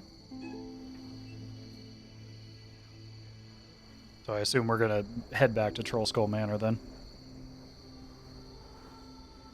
Yes, sir.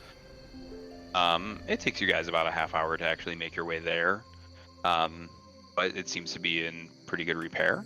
And with all the deals that you, or all the contracts that you have with the different guilds around the area, you actually do have some alcohol to tide you over during the time as you open it up for kind of public business, as you made some deals with the different vintners as well as just beer makers from the area. So you do have different sort of alcohols and everything, as well as, again, a pretty friendly spirit that is helping out around the area. The spirit's name was Lif, if I remember correctly. Yes, believe so. Lif, if we have any wine or ale that the guild masters have left, could you crack open a bottle for us? It's been a rather long day.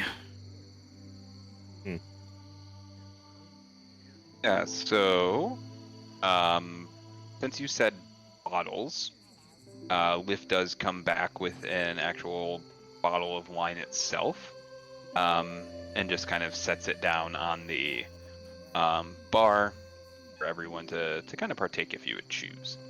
There are a few just like random kind of barrels behind him as well, that seem to have some sort of cap coming out of it at the bottom.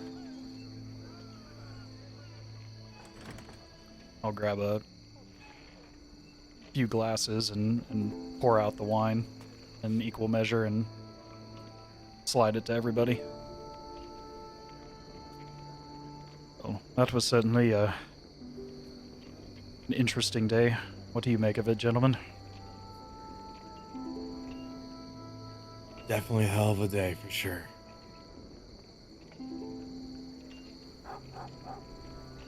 First, interesting autonomous devices and shadows and thieves and corrupt nobles. It's quite the combination. I'm gonna take a big drink. Been in this world for well over a century, and that was certainly a first. Exciting for different reasons, but I can say that that's certainly I haven't had my blood boil quite like that in many, many years. I apologize.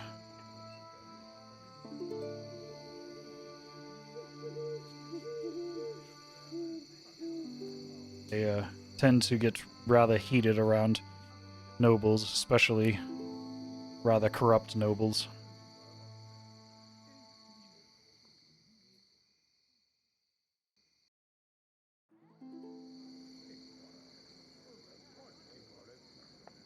I forgot you were an elf, so when you said you had been there for the better part of a century, I was like, how old is he? Oh, yeah. But for some reason, I thought you were just like a regular human. I was just like, what the fuck? Sorry. How are we explaining this? No, I mean, that's my bad, but Yes, he's that's just funny. 150. Yeah, you're a full-blown elf. Yeah, 152. Which isn't that old for an elf.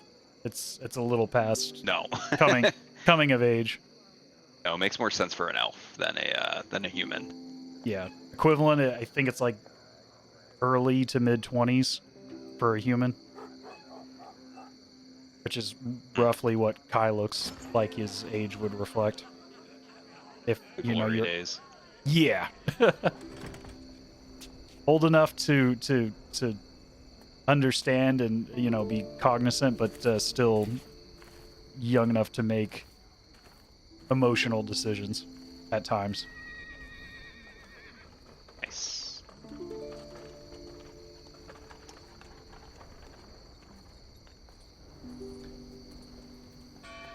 But I don't know if you guys wanted to end it there with a glass of wine. That makes sense. I think that's a great way to end it. Cheers to session 9 then. Made it. That was a fun one. Wait, did you say hate it? I said we made it. We made I thought you said hate it. I was just like, oh wow, okay, shit. No. Looks like we made it. You killed all these innocent people. I hate it. Innocent. Yeah, right. Big air quotes. Innocent. Awesome. Well, cool. Good news. Level 4. Oh, Oh. So big things probably. yeah.